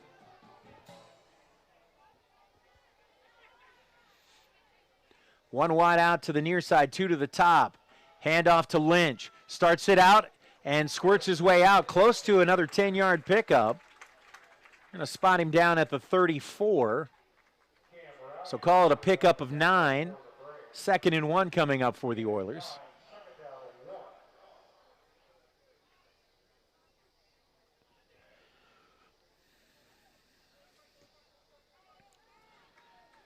Two receivers to the top. Single receiver on the near side.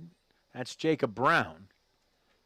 Handoff again to Lynch, bounces it outside, and dives for the 1st down inside the 30. And Jacob Brown, who kind of doubled back to try to give a block to Derek, is down and in pain. They spot Derek down at the 27-yard line. Take a look at some of the other GMAC scoreboard. It was Franklin Pierce University falling to Lake Erie, 31-20. That one held in New Hampshire. Meanwhile, it was Davenport over Walsh in a tied affair, 10-6. Ohio Dominican held off Virginia State 10-7 in what was a home game for the Panthers. Kentucky Wesleyan edged Kentucky State 26-25. And it was Tiffin all over Northwood, beating up on the Timberwolves at home, 40-6.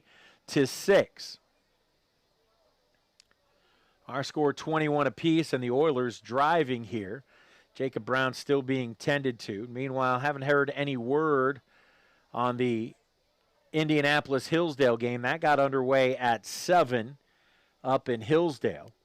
Or the Ferris and Ashland game, which was being played in Ashland. We'll see if we can't find some updates on that before it's all said and done. Jacob is sitting up, and now he's going to try to stand up, and he's going to walk off on his own. That's a good sign. Trying to stretch it out as he goes. First-class treatment with the training staff, and, of course, Dr. Stump is always here. A lot of times Dr. Davidson as well. And he'll get another look over now that he's off to the sidelines. So 1st and 10 for the Oilers out of that. Watt split wide to the left side. Richardson and McLaughlin to the right. Riggerman's your fullback. Handoff goes to Lynch. They'll go to that left side. Lynch cutting off the backside of Riggerman, still on his feet, driving. Takes it inside the 20 and to about the 18, maybe the 19. Another big pickup on 1st down will set up a 2nd down and short situation.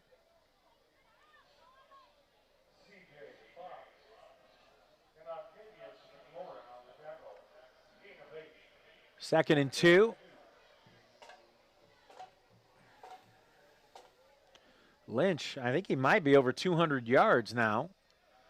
We'll wait for the official word on that. 2 to the left, 1 to the right are the receivers. That's Watt the single. Handoff again to Lynch. Finds a seam in the middle. Lowers his shoulder. He delivered a blow as he came through. He actually got caught up with one of his offensive linemen there.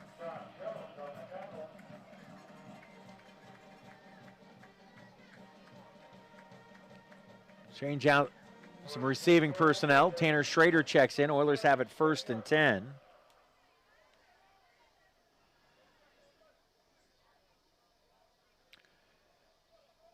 Indianapolis leading Hillsdale 14-10. That one in the 2nd quarter. Wide receiver to each side. Fake the give. Play action. Throwing end zone. And just out of the reach. I believe that was Riggerman they were looking for.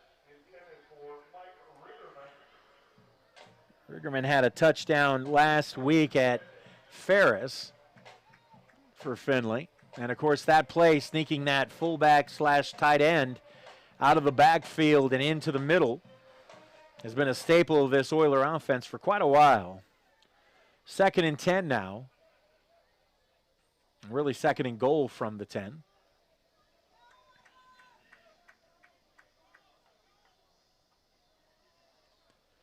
Two receivers both to the right. The give to Lynch, finds a seam, bursts inside to the 5. Meanwhile, early in the 2nd quarter, Ferris State leading Ashland 14-3. So a tight one there at Eagle Stadium, and we got another Pembroke player down and in some discomfort. Again, if you're just joining us, let's recap the scoring for you. Oilers had the opening kickoff and were driving, but a fumble got turned into a touchdown for Pembroke as they put together a 10-play, 56-yard drive and capped it off with a 2-yard pass from Jones to Dixon. Oilers would answer back with a 3-play, 75-yard drive, and Derek Lynch would take it in that last yard. He also had a 72-yard run to help set that up. Answering back would be the Braves with another touchdown between Josh Jones and Dixon, this time from just a yard out. And then the Oilers would answer back. Jacob Brown would pull in a 9-yard touchdown pass from Matt Winsler. And after the kick, we'd be tied up at 14, and that's how we went to the locker room. Then UNC got a good kick return to start things off and put together a 9-play, 55-yard drive. Capped it off with a quarterback run for the touchdown. And after the Rivera kick, they led it 21-14. Oilers answered back with a 9-play, 64-yard drive of their own. Lynch taking it in for the last yard. And after the kick, we were tied up at 21. Then the Oilers forced a punt on the next possession, and now we're at that with the Oilers. And the injured player very slowly moving off and now getting some help in that process. I believe that's Octavius McLaurin. And he doesn't want to put any weight on that left leg at all. And I'd hate to see that. This is a physical game, no doubt about it. It's one of the things people love about it, but nobody likes to see anybody get hurt. So the Oilers now threatening to take their first lead of the game here. If they can finish off this drive, they're going to be looking at 3rd and goal from the 5. Lynch is going to stay there in the backfield. Riggerman, the fullback. Marlon Richardson split out to the left. Austin Watt to the right. Also have Eubanks in there as well.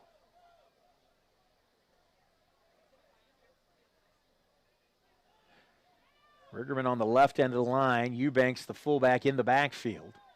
Long look by Winsler. He's going to check off to the sideline. We got a flag, and somebody moved. I don't know how you can move when nobody called set.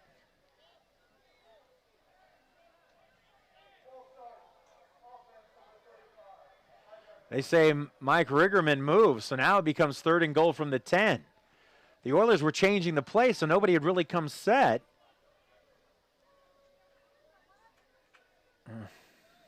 That's unfortunate.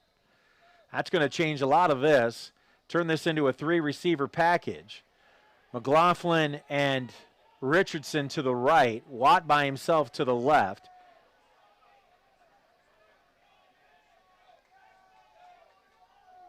Derek Lynch still in the backfield. Fake the give, throw, end zone. Did he hold on? Touchdown Oilers.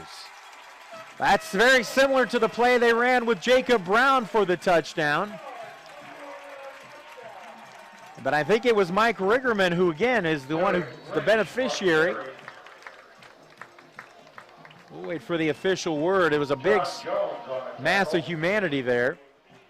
Snyder in for the point after, but the Oilers have taken their first lead of this one at the 3:14 mark of the 3rd quarter, leading at 27-21. Snap back, spot down, kick is up, and the kick is good. 3:14 left in the 3rd. Oilers on top 28-21. Back in a moment on WLFC. We can stop to make sure someone is okay. Get in the way and disrupt the situation.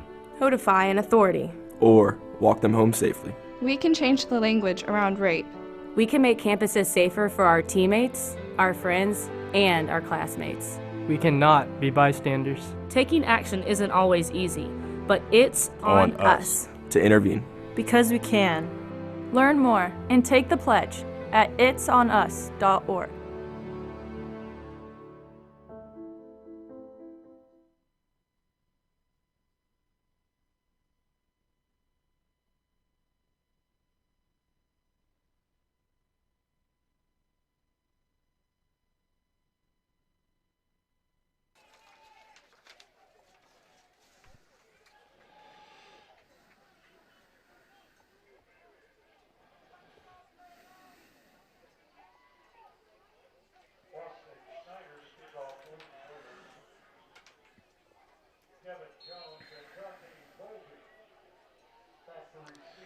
Welcome back to Donnell Stadium. Oilers going to kick it away. High short spinner. And this one ends up in the hands of Devin Jones. He's going to try to cut it all the way across. Oilers string it out nicely. Limited is the return out to about the 22. And then after everything is well over, 2 Braves players pick up the Oiler player and slam him to the ground. And, of course, no penalty.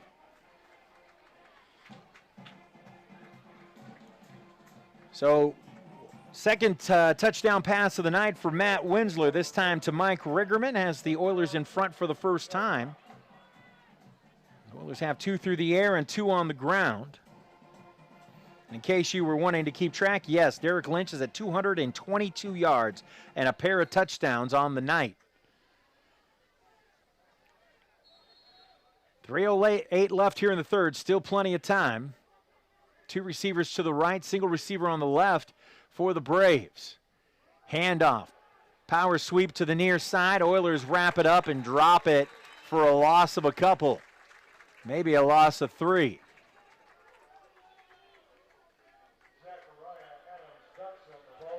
Duxon, the carry, who's seen the majority of the carries lately here.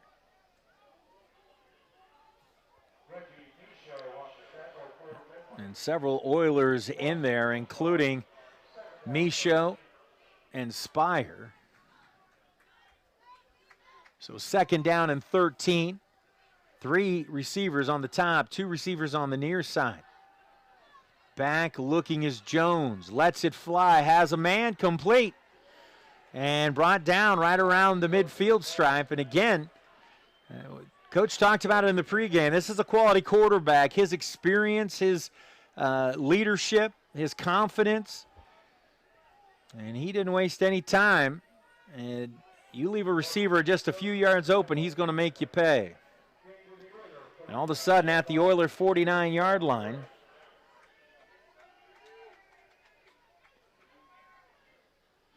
boot out the backside does Jones. Wants to come back to the near side, airing it long, and that's going to be incomplete. And well overthrew his receiver. Had to get rid of that one as the Oilers were bringing pressure right up the middle. So a 2nd down and 10 now from the Oiler 49. Oilers would love to force a punt here and then look to extend this lead because it's been a struggle. Defensive coordinator Thomas Rebolt's running down the sideline, yelling to his secondary. 2 receivers to each side. Jones, pressure, throws to the middle, complete, short of the 1st down. It's going to bring up a 3rd at about 2 or 3. Found C.J. Davis for the catch. Actually close to 3rd down and 3 here.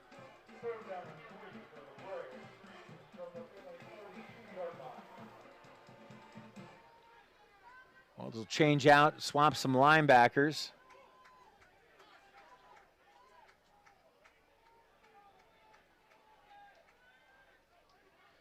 On 3rd down, 1 wide out spread to each side. Slot a man on the right along with a tight end. Back behind. Rolls it out to the backside and finds that tight end. 1st down and more. That's just a little dip out. The Oilers didn't assign anybody to that tight end. And an easy little pitch and catch. Most of Jones's damage has been short routes. Dump offs on middle screens, those sort of things. Empty backfield this time as Jones back there by himself has 3 to the left, 2 to the right on a 1st and 10 from the Oiler 35. Now Jones steps up to the line. He's changed in the play.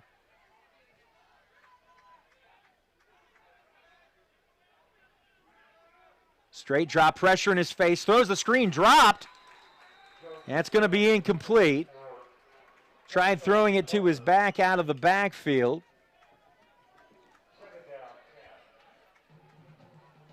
He had Tyshawn Carter lined up in the backfield with him, and Carter was looking upfield before he secured it. So that puts him a little bit behind the sticks here on 2nd and 10.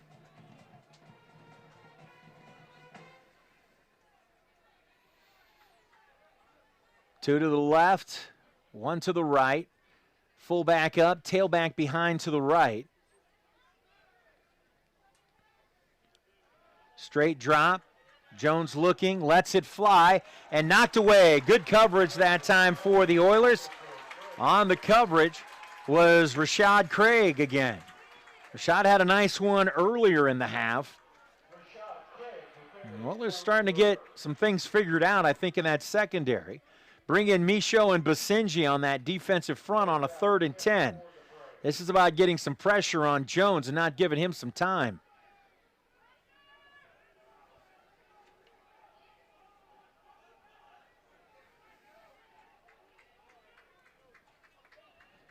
3rd and 10 from the Oiler 35. Jones back, straight drop, throws it out in the flat, found Trey Dixon. And how Trey Dixon can be left 7 yards wide open with nobody near him after the damage he's done today is I'm confused. It seems to me somebody ought to be assigned to that young man. He's been eating the Oilers up. 5 catches, 75 yards, 2 touchdowns. And he just added to that. So a first down, 2 to the right, 1 to the left. Jones back, looks, throws it across the middle. That was a heck of a catch. And a touchdown. Good ball, finds C.J. Davis, the freshman, right up the seam. Pretty good coverage there, but a good catch and a good job by the receiver to hold on all the way through the ground. And we're an extra point away from being tied up at 28.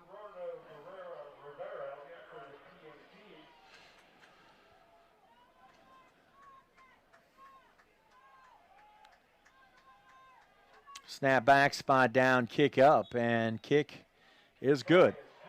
And time has expired here in the 3rd quarter. We've settled nothing on the scoreboard, 28 apiece. Back in a moment on 88.3 WLFC. In NCAA Division II, community engagement is an initiative at all 25 national championships because student athletes want to give back while competing for a national title. Over the course of the year, Division II student athletes have an opportunity to leave a lasting impression in local communities throughout the country. Whether Division II student athletes are volunteering at hospitals, schools, after-school care programs, foster homes, or retirement villages, they make a difference in the lives of others. In Division II, we rise to the opportunity and make community engagement ours.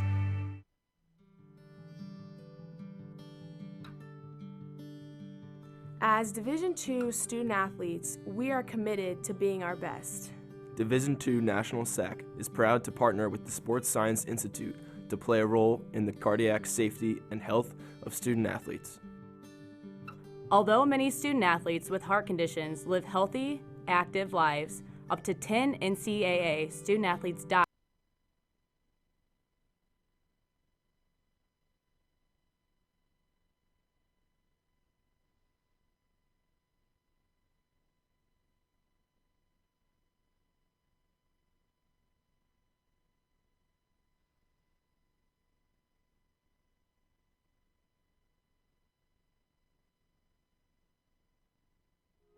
Point by Rivera has us tied up at 28 apiece. I tell you, these two offenses are clicking. 46 plays for 320 yards for the Braves. The Oilers, 60 plays, 373. So just shy of 700 yards between these two teams, and we've got a whole 15 minutes of football still left to play in this one. Pembroke took an extended time there over on the sideline before this kickoff. You wonder if maybe something might be up. Those with a couple back deep.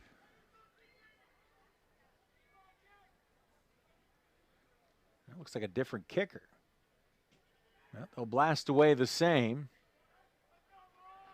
Picked up at the 3 and looking to bring it up the middle, bouncing it to the outside and out to the 20-yard line. Tried to do a little sidestep cut. Did Marlon Richardson, and just not able to keep his feet when he did. If he lands that little jump step to the side, he probably kept on running for quite a bit more, but be 1st and 10 for Findlay at the 20. Just underway here in the 4th quarter.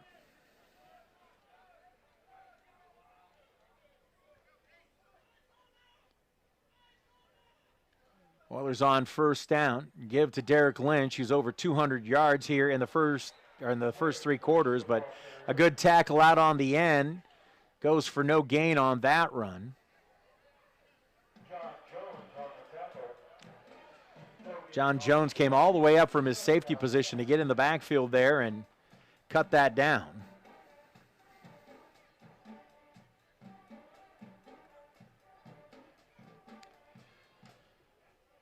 Oilers will send Watt out to the top of the formation. That's the wide side of the field by himself. And McLaughlin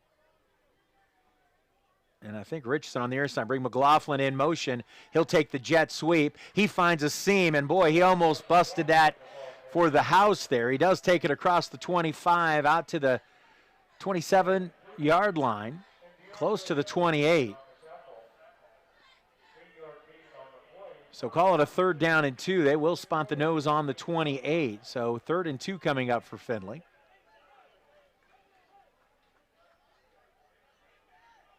Oilers briefly had the lead at 28-21, but a 9-play, 77-yard drive for the Braves have us evened up. Winsler, 2 receivers to the left, 1 to the right. The give to Lynch. And Derek has a 1st down across the 30 and out to about the 33.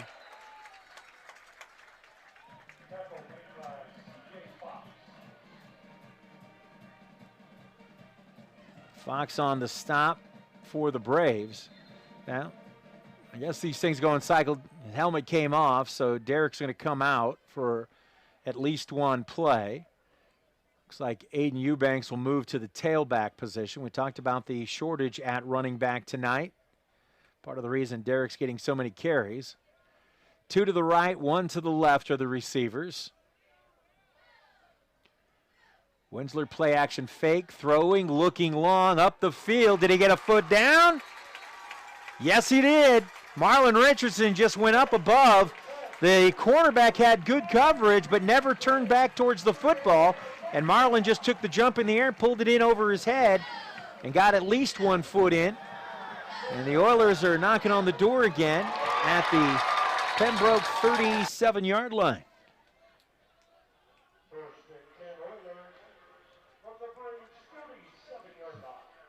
Henry checks right back into the lineup for the Oilers in the backfield. Watt split to the left. 2 receivers to the right. Richardson stays out there. He's the wide man on the right.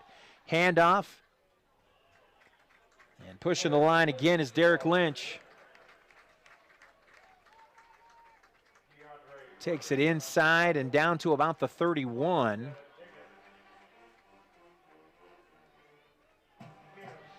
Another 6-yard pickup for the 5'6", 196-pound junior out of Bloomfield Hills, Michigan.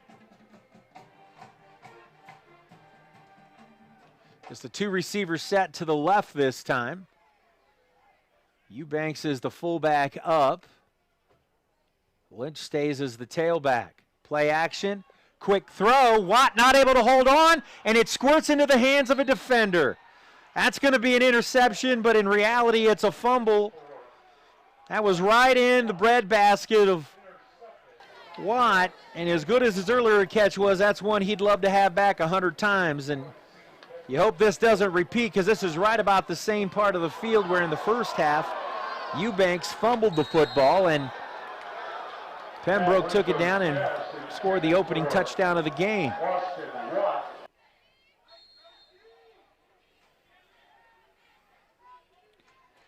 Would have been more than enough for a 1st down if he just catches it and goes to the ground, but obviously you want to try to do more. Pressure.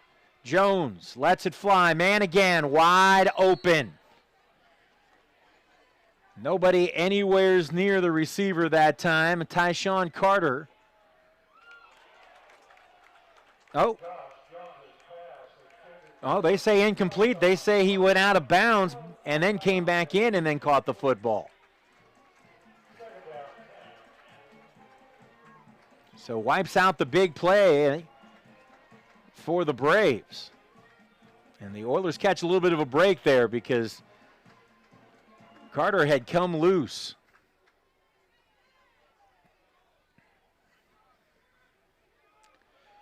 Two receivers to each side for quarterback Josh Jones. Back to his right. Back. Has some pressure. Now he gets rid of it and it might have got tipped, and that's why it went out of bounds over the head of his intended target. Going to bring up a 3rd down and long, as that one was looking for Javion Smalls. 11:46 left here. Lots of time left in this one. Tied up at 28. But a big third down here for this Oiler defense. Would love, after the turnover, to force a punt. 3 receivers strung to the left, single receiver on the near side. Keep that one back in. Jones back, throws, complete, wide open again. More than enough for a first down across the Oiler 45 to about the 46. Or across the, Braves 45 to the 46. Again, keep in mind in this, as Coach Keys talked about, there's not really any game plan that was aimed at Pembroke. They just decided to try to do the things that they do well on both sides of the ball. And right now it just looks like what they're doing in that secondary works well for what Pembroke tries to do. 2 receivers each side. Throw it out here in the flat on the underneath route. Oilers respond quickly. Good tackle in space. Holds it. Well, he wasn't even able to hold on through the end. So C.J. Davis not able to hold on after the tackle put on there. Good tackle in space. That was Stokes again out of the secondary. So 2nd and 10.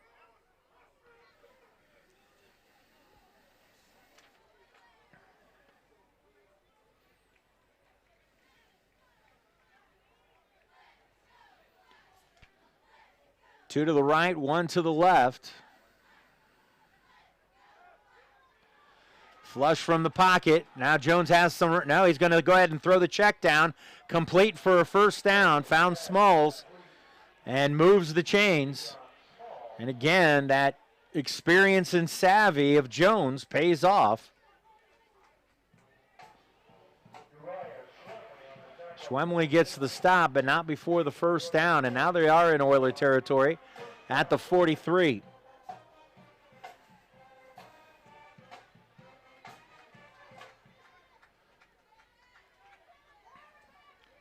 Three to the left, 1 to the right of the receivers, and quick throw out in the flat, and again, just found the soft spot, did Smalls, and another first down.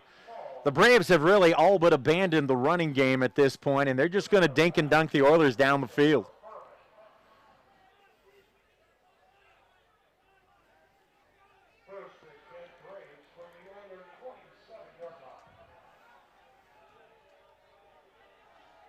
Sticking with the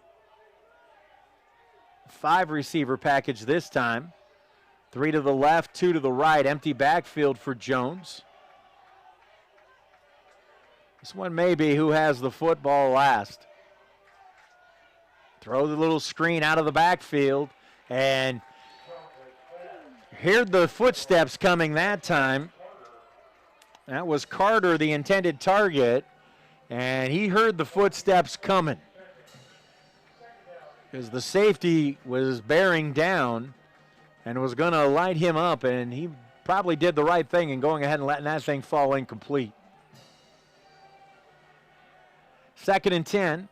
Clock stopped at 10:03. Ball at the Oiler 27. Again, the empty backfield.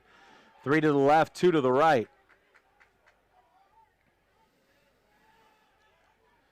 Back, airing it out, looking end zone, and just not able to get there. Little overthrown. Tried laying out for it, did the receiver, but that was one of those times that Jones had to throw it a little bit earlier than he really wanted to. Play had not fully developed. Good pressure up the middle by that Oiler front.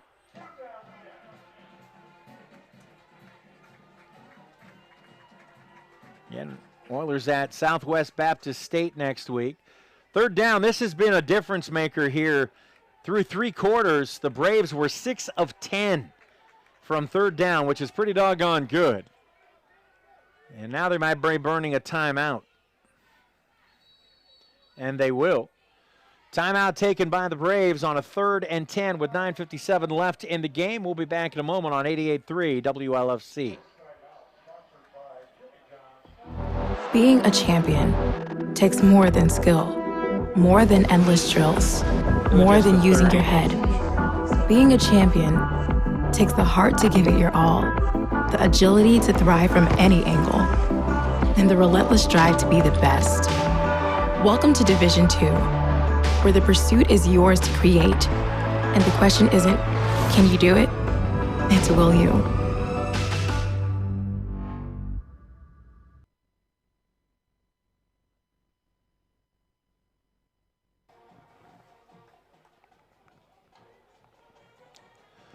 Welcome back out to Donnell Stadium. Tim Montgomery with you. Ron Knopf back in the studio. 9:57 left in this one, tied up at 28. And the UNC Pembroke Braves are looking at a 3rd and 10 from the Oiler 27. This may be 4-down territory for UNCP, especially with their success on the downs.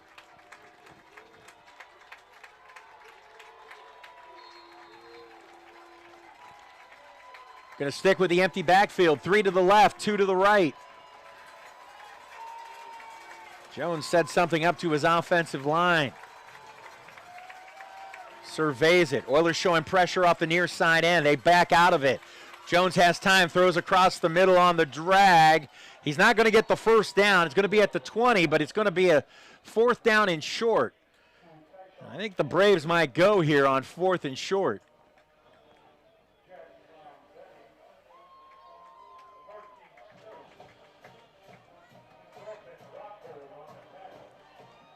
And the offense is staying out there. The thing is you know they're more than likely not going to run unless it's a quarterback keep. This play came in late. They're still in the huddle and there's 7 seconds left.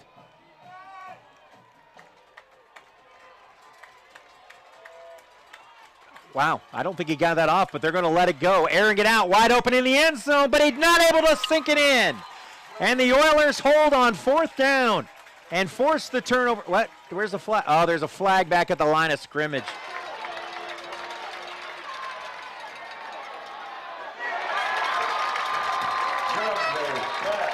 Oh, holding against the offense. The quarterback had signaled it was against the Oilers, but the official says no, it's against Pembroke. Oilers will decline and take over on down. So way to step up by that defense. They bent, but they didn't break. Keeps it at 28 apiece with 9 minutes left. And the Oiler offense, who really the only thing that's been able to stop Finley's offense has been Finley. A fumble on the opening drive. It's going to go as an interception, was really a fumble on that last one. And the Oilers turned it over on downs once. I mean, they're the only thing that has stopped them. 2 to the left, 1 to the right. Winsler has Lynch to his left. Derek gets the handoff, finds a seam up the middle, cuts it back across, runs through a would-be tackle, and rips off another 12-yard run to the 31-yard line. Just keeps adding to his total. We mentioned about halfway through that 3rd quarter, he eclipsed the 200-yard mark on the night. This is not a bad idea to ride those strong legs. 2 receivers right, single receiver left. Winsler, the give to Derek, bounces it outside, cuts it in off the block by Watt, takes it out to the 40. Another 9-yard pickup. Sets up a 2nd and 1. Might be a good opportunity here for the Oilers, maybe try to go up top, but the other side of that coin is if you've got the football, Pembroke doesn't. So the Oilers might just continue to grind this one.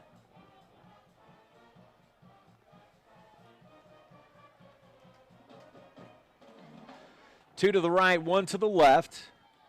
Fullback up to the left, back behind to the right.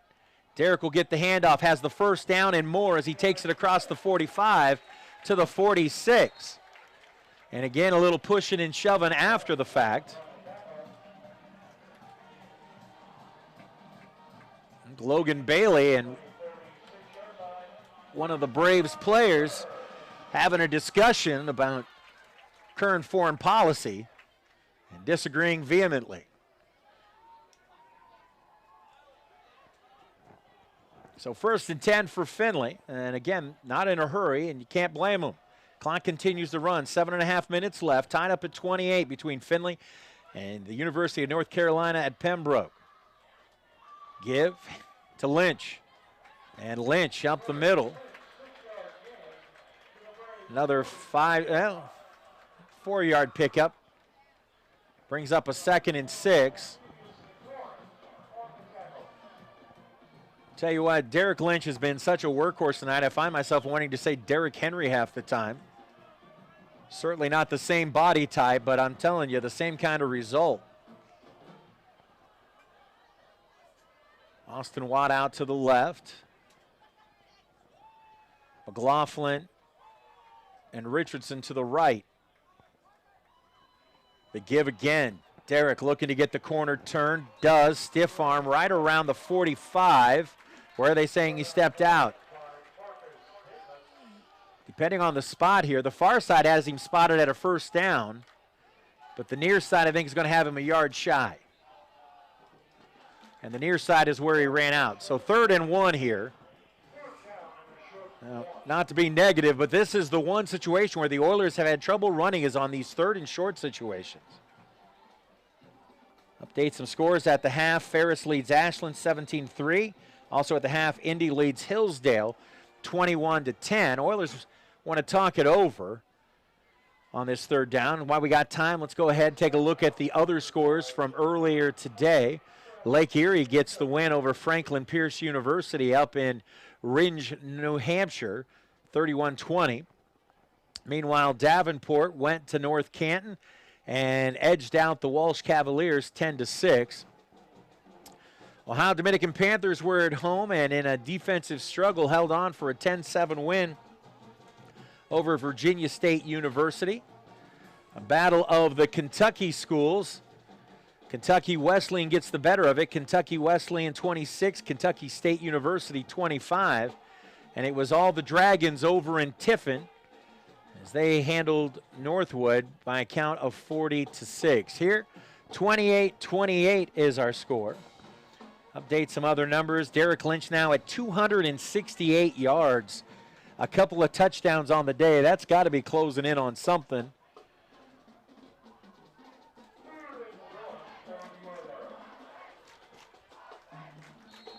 Now we're ready out of the timeout on 3rd and 1. Riggerman, the fullback. Pembroke loads up the defensive line of scrimmage, handoff, and just, as I said before, I never had a chance. They brought everybody up to the line of scrimmage and went on the snap, and actually are going to lose 2 yards in the process. Never had a chance.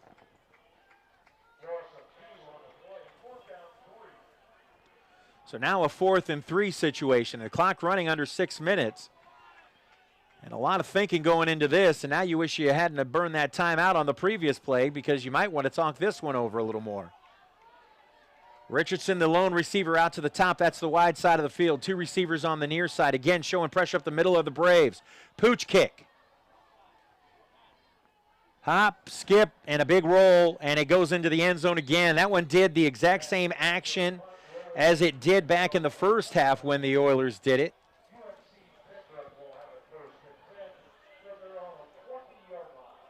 And it just didn't kick up like the Oilers had hoped it would.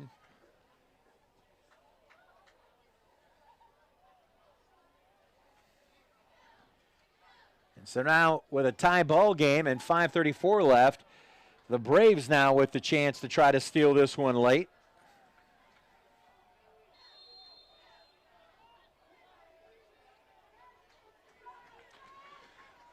Two receivers each side. Back, looking to throw. Force from the pocket. Now Jones is going to run with it. Avoids a man at his own 25 and scampers out close to the 30.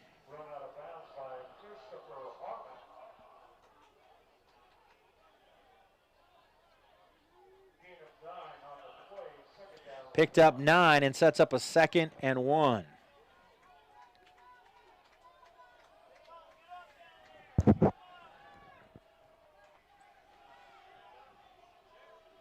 Three receivers to the near side, 2 to the top. That empty backfield set again. Throwing to the middle, and did he get his hands underneath it? And I haven't seen a signal. Yes, now they do signal. Both officials on each side of the field were staring at the other, waiting for somebody to make a call, and they say, yes, it's a catch at the 35. And a fresh set of downs for the Braves.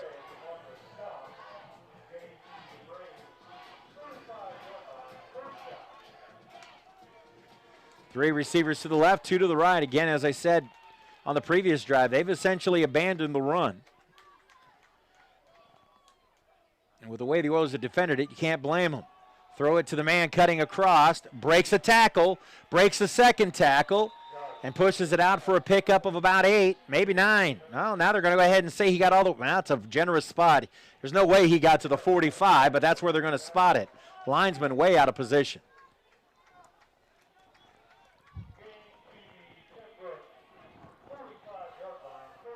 Clock continuing to move. 4:15.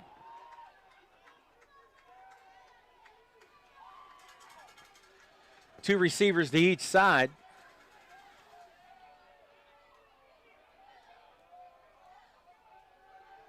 Back, looks, pump fakes, throws, and out of the reach of his intended target. Probably the Oilers' safety had the best chance of that, which was Marquis Stokes as he came rolling over. 2nd and 10.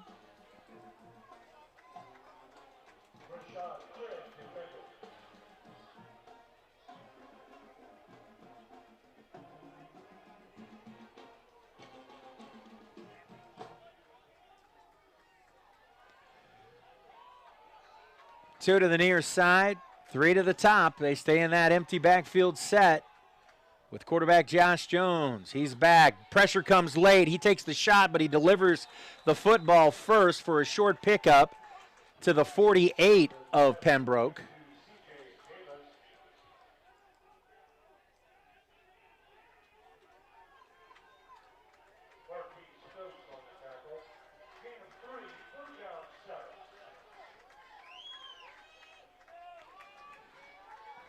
Pembroke looking to the sideline on a 3rd down and 7 situation.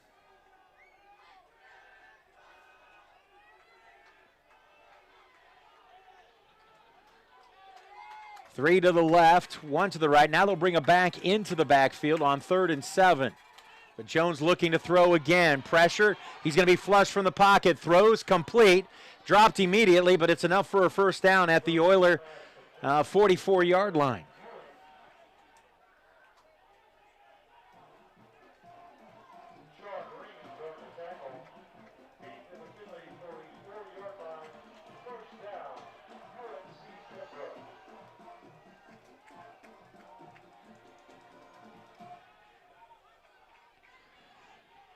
Three to the right, 1 to the left. Again, they'll keep the back in this time, probably just for blocking purposes, if nothing else. Setting up that middle screen, and it didn't find anybody. That was closest to the offensive lineman. And we got a flag thrown in late in that.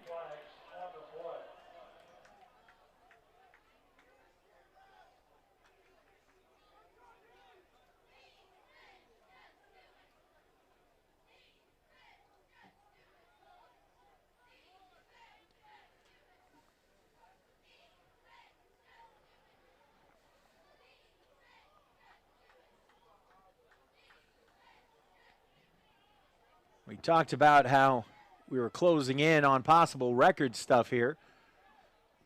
So it looks like the foul is against Pembroke.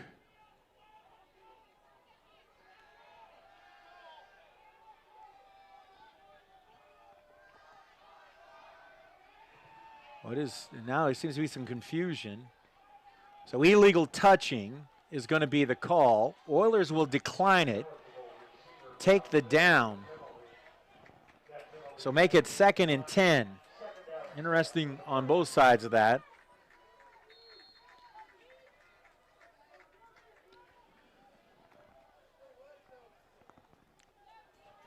Meanwhile, 2 receivers to the right, 2 to the left. Rolling to the near side, throwing the check down, complete. And out of bounds inside the Oiler 40 at about the 37 is going to bring up a 3rd down and about 3. Reams on the stop for the Oilers. We mentioned Derek Lynch. He's the 24th Oiler all-time to go over 200 yards. And right around the 13th most ever in a game. We'll talk more about that in a moment. 3 receivers to the left. Tight end on the right end of the line. We'll see if he sneaks out. Pressure, and he's going to be sacked, and the Oilers come up with a big one on the defensive front. Austin Spire leading the charge. Reggie Michaud in there as well. And the Oilers turn this into 4th and 10. And short of maybe a fake, the Braves have to play this safe and punt it away. Now we have an official coming in late.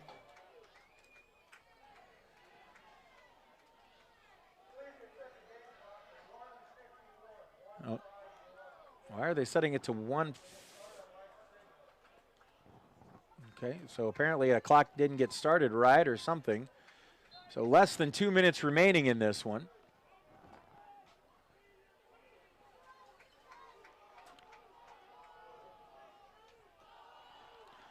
One man back is Marlon Richardson.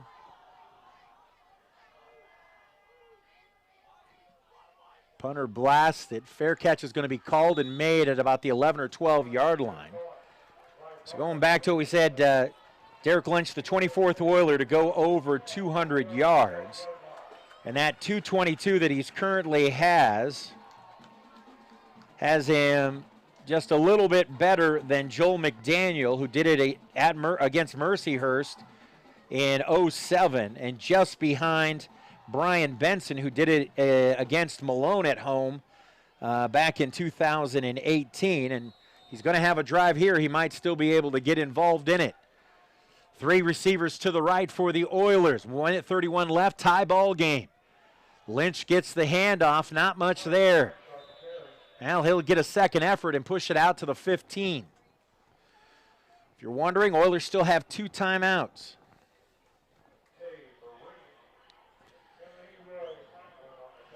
Vereen on the stop, no word on his relationship with Ben. 2 to the right, 1 to the left. Winsler back, throws the little check down pass, complete, and then scampering out of bounds across the 20. Where are they going to spot him out at?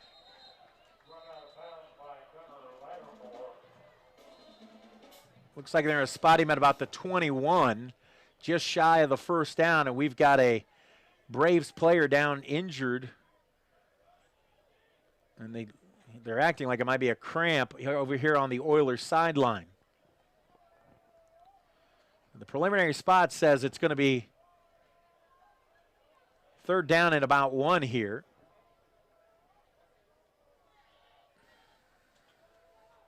Now, I don't know. Haven't seen an official spot of the football yet. Now they're going to say it was enough for a first down. Said they mark him at the 22.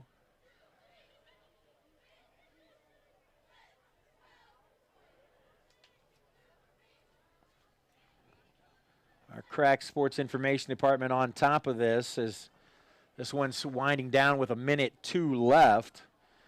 Last time we had an overtime game was October 17th, 2015.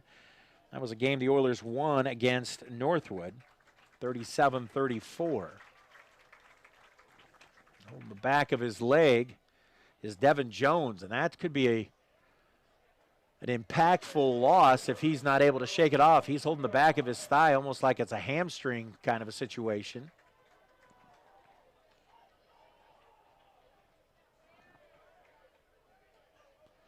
And that limp is not getting any better as he gets closer to the sideline. So Oilers with 1st and 10 from their own 22. You got to walk a line here between being aggressive and not making a mistake, giving up an easy opportunity. Winsler back, airs it out, going for Watt.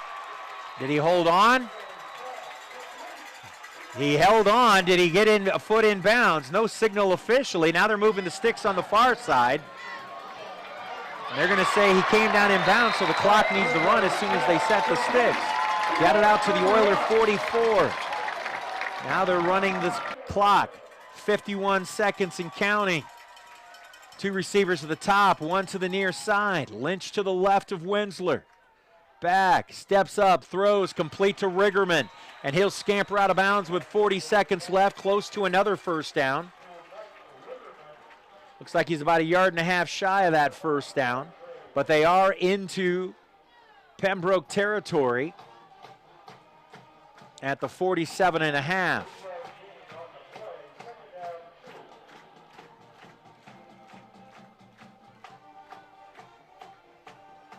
Clock does stop as Riggerman did a good job of getting out of bounds.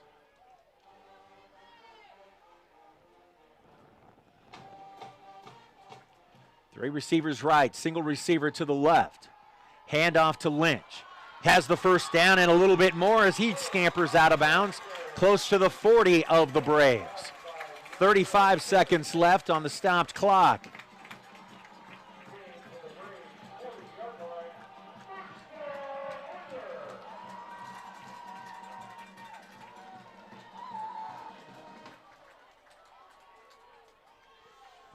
Two receivers to the right, single receiver to the left.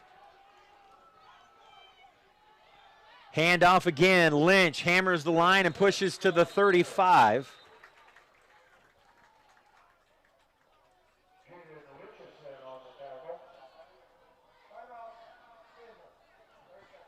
Well, with those couple runs, we got a timeout here, just because I find it interesting.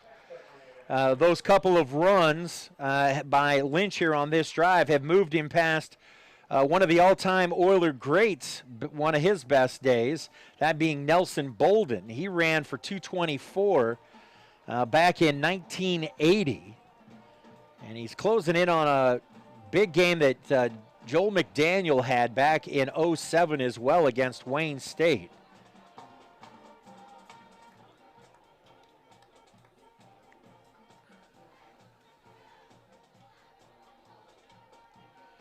Now they're telling me he's all the way up to 282, which puts him second all-time. I was looking at the wrong stat.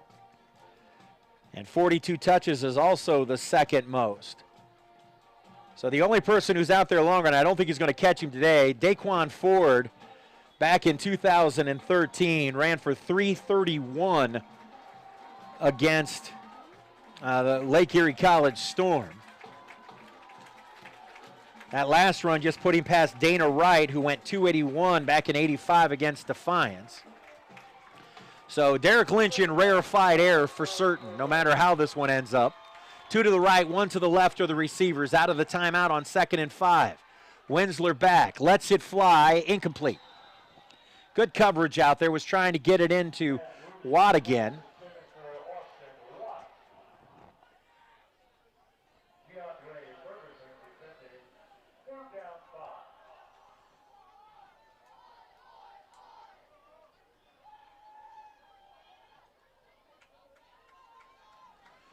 So a 3rd down and 5 here for the Oilers. Of course, first priority is the first down. Still 26 seconds left.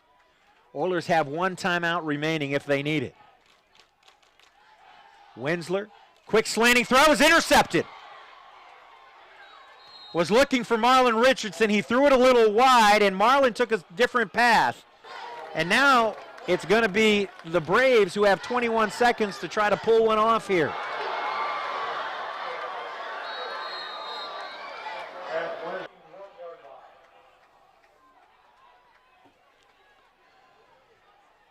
Now, if you're Pembroke, do you take a chance and risk turning it over?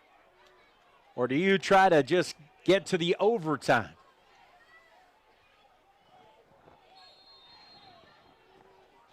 The defenses have made themselves visible here in this 4th quarter, as the offenses were moving at will through much of the first 3.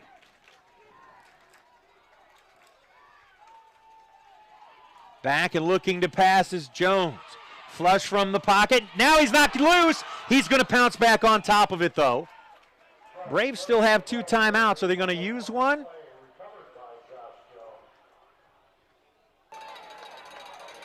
Maybe, maybe not. Clock's still running. I think they're going to let it go to overtime. And they are. So overtime will decide this one between Findlay and UNC Pembroke. We're going to take a 60-second timeout while they take care of all the official stuff and deciding who goes first and what end and all that sort of stuff. We'll get you all up to date in a moment. Back in Opportunity 60 to me seconds on means 88.3. doing the things that will make you a better future. I always dreamed of graduating from college. So being the first one in my family to graduate, it meant everything my parents sacrificed was paying off. Having an athletic scholarship for the University of Mount Olive was key for my success. I had the opportunity to not only get an education, but be able to develop as an individual. Being a champion takes more than skill, more than endless drills, more than using your head. Being a champion takes the heart to give it your all, the agility to thrive from any angle, and the relentless drive to be the best. Welcome to Division II, where the pursuit is yours to create, and the question isn't, can you do it? It's will you?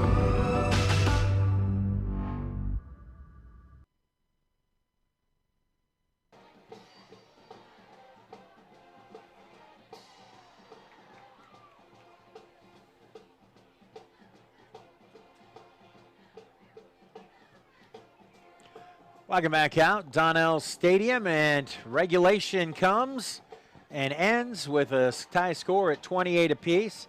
Out there now for the coin toss to decide. And I believe the Oilers perhaps won the toss.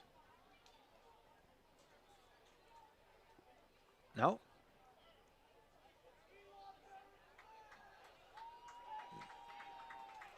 It's going to be no matter how it panned out. I actually thought he initially signaled that the Oilers had won the coin toss, and UNC, I think, is going to go first due to that. And that's usually what you like, is to go second if you're Findlay, so you know what you need.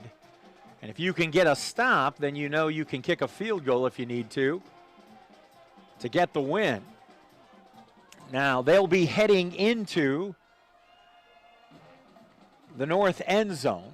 The wind is out of the southeast, so wind at the back a little bit here for teams here on the first go-around.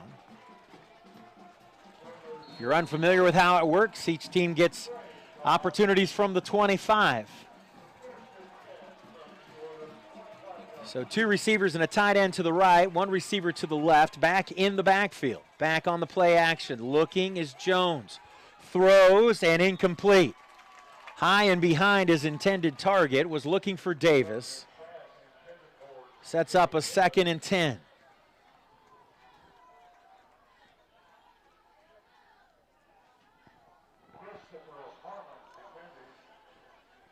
Tension is high. And understandably so. 2 receivers to the right. Tight end and a receiver to the left. Back into the left of Jones. Back again, looks, now he's going to be flush from the pocket, rolling, throws, man wide open. Did he come in bounds? No, out of bounds. Oilers caught a break because he was at the 1-yard line, and fortunately the pass took him high and out of bounds. And now a 3rd down and 10 situation.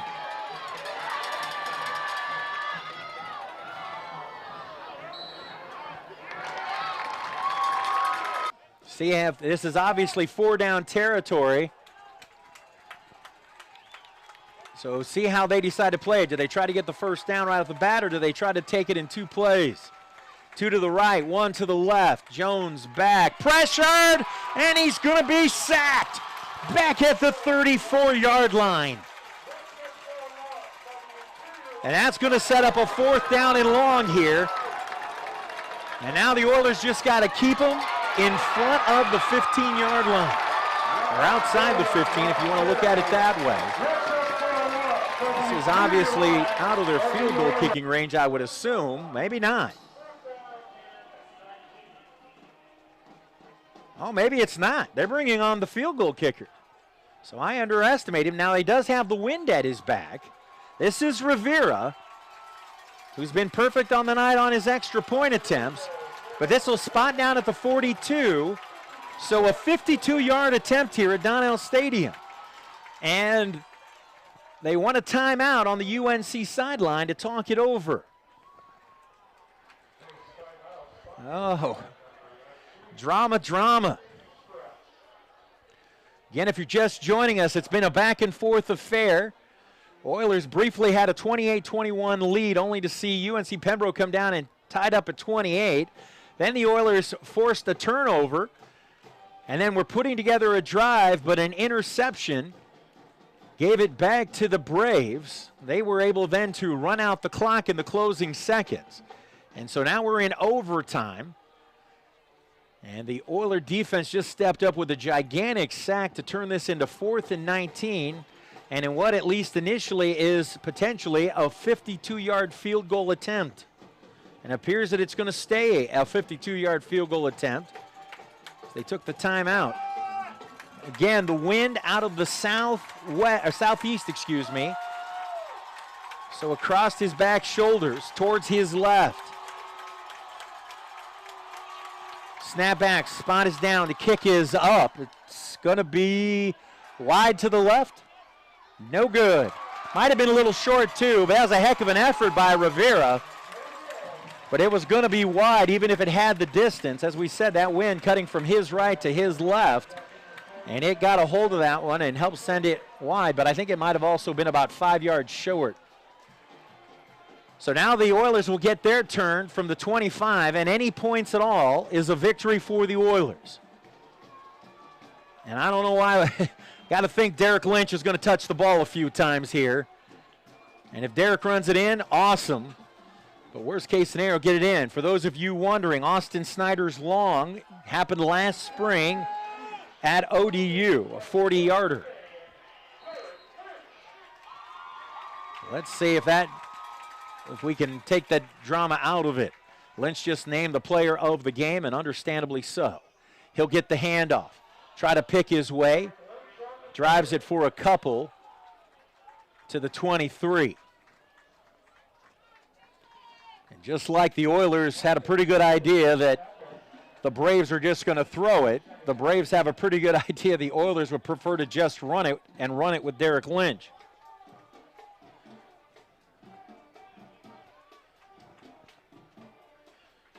Oilers show two receivers to the right. Eubanks the fullback, Riggerman the tight end on the left end of the line. Now bring that inside receiver in motion. The give again to Lynch. Bounces it to the outside. 15, 10. He's going to be ripped down, but the Oilers are in position.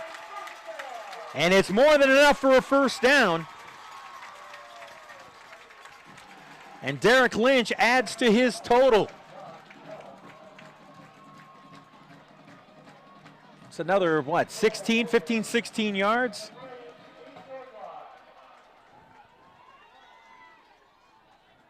Spotty brought down and out of bounds at the 8. So 1st and goal from there for the Oilers. 2 to the right.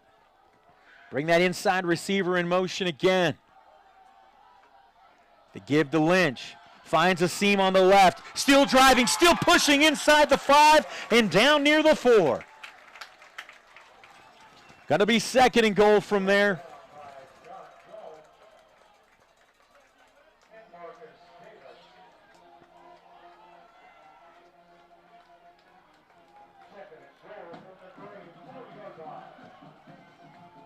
How about the performance by Derek Lynch? Phenomenal today. 46, maybe 47 carries on the night. That alone is enough to exhaust me. And has to be around 300 yards rushing. Same formation, same movement from the receiver. Play action, dump, Rigerman, touchdown Oilers, and they'll pull out the victory in overtime. 34-28, Findlay over UNC Pembroke. They had him look and run, and then he throw the little dump pass that is such a staple of this Oiler offense to Rigerman from that tight end position. It was hard fought. It wasn't easy under dire conditions as far as no prep time really whatsoever, and the Oilers come away with a victory. They'll shake hands, and the Oilers improve to 1-1 on this very young season. We'll take a 2-minute timeout. When we come back, we'll take a look at the stats and more. We'll also hear from Rob Keys coming up. You're listening to Oiler Football on 88.3 WLFC.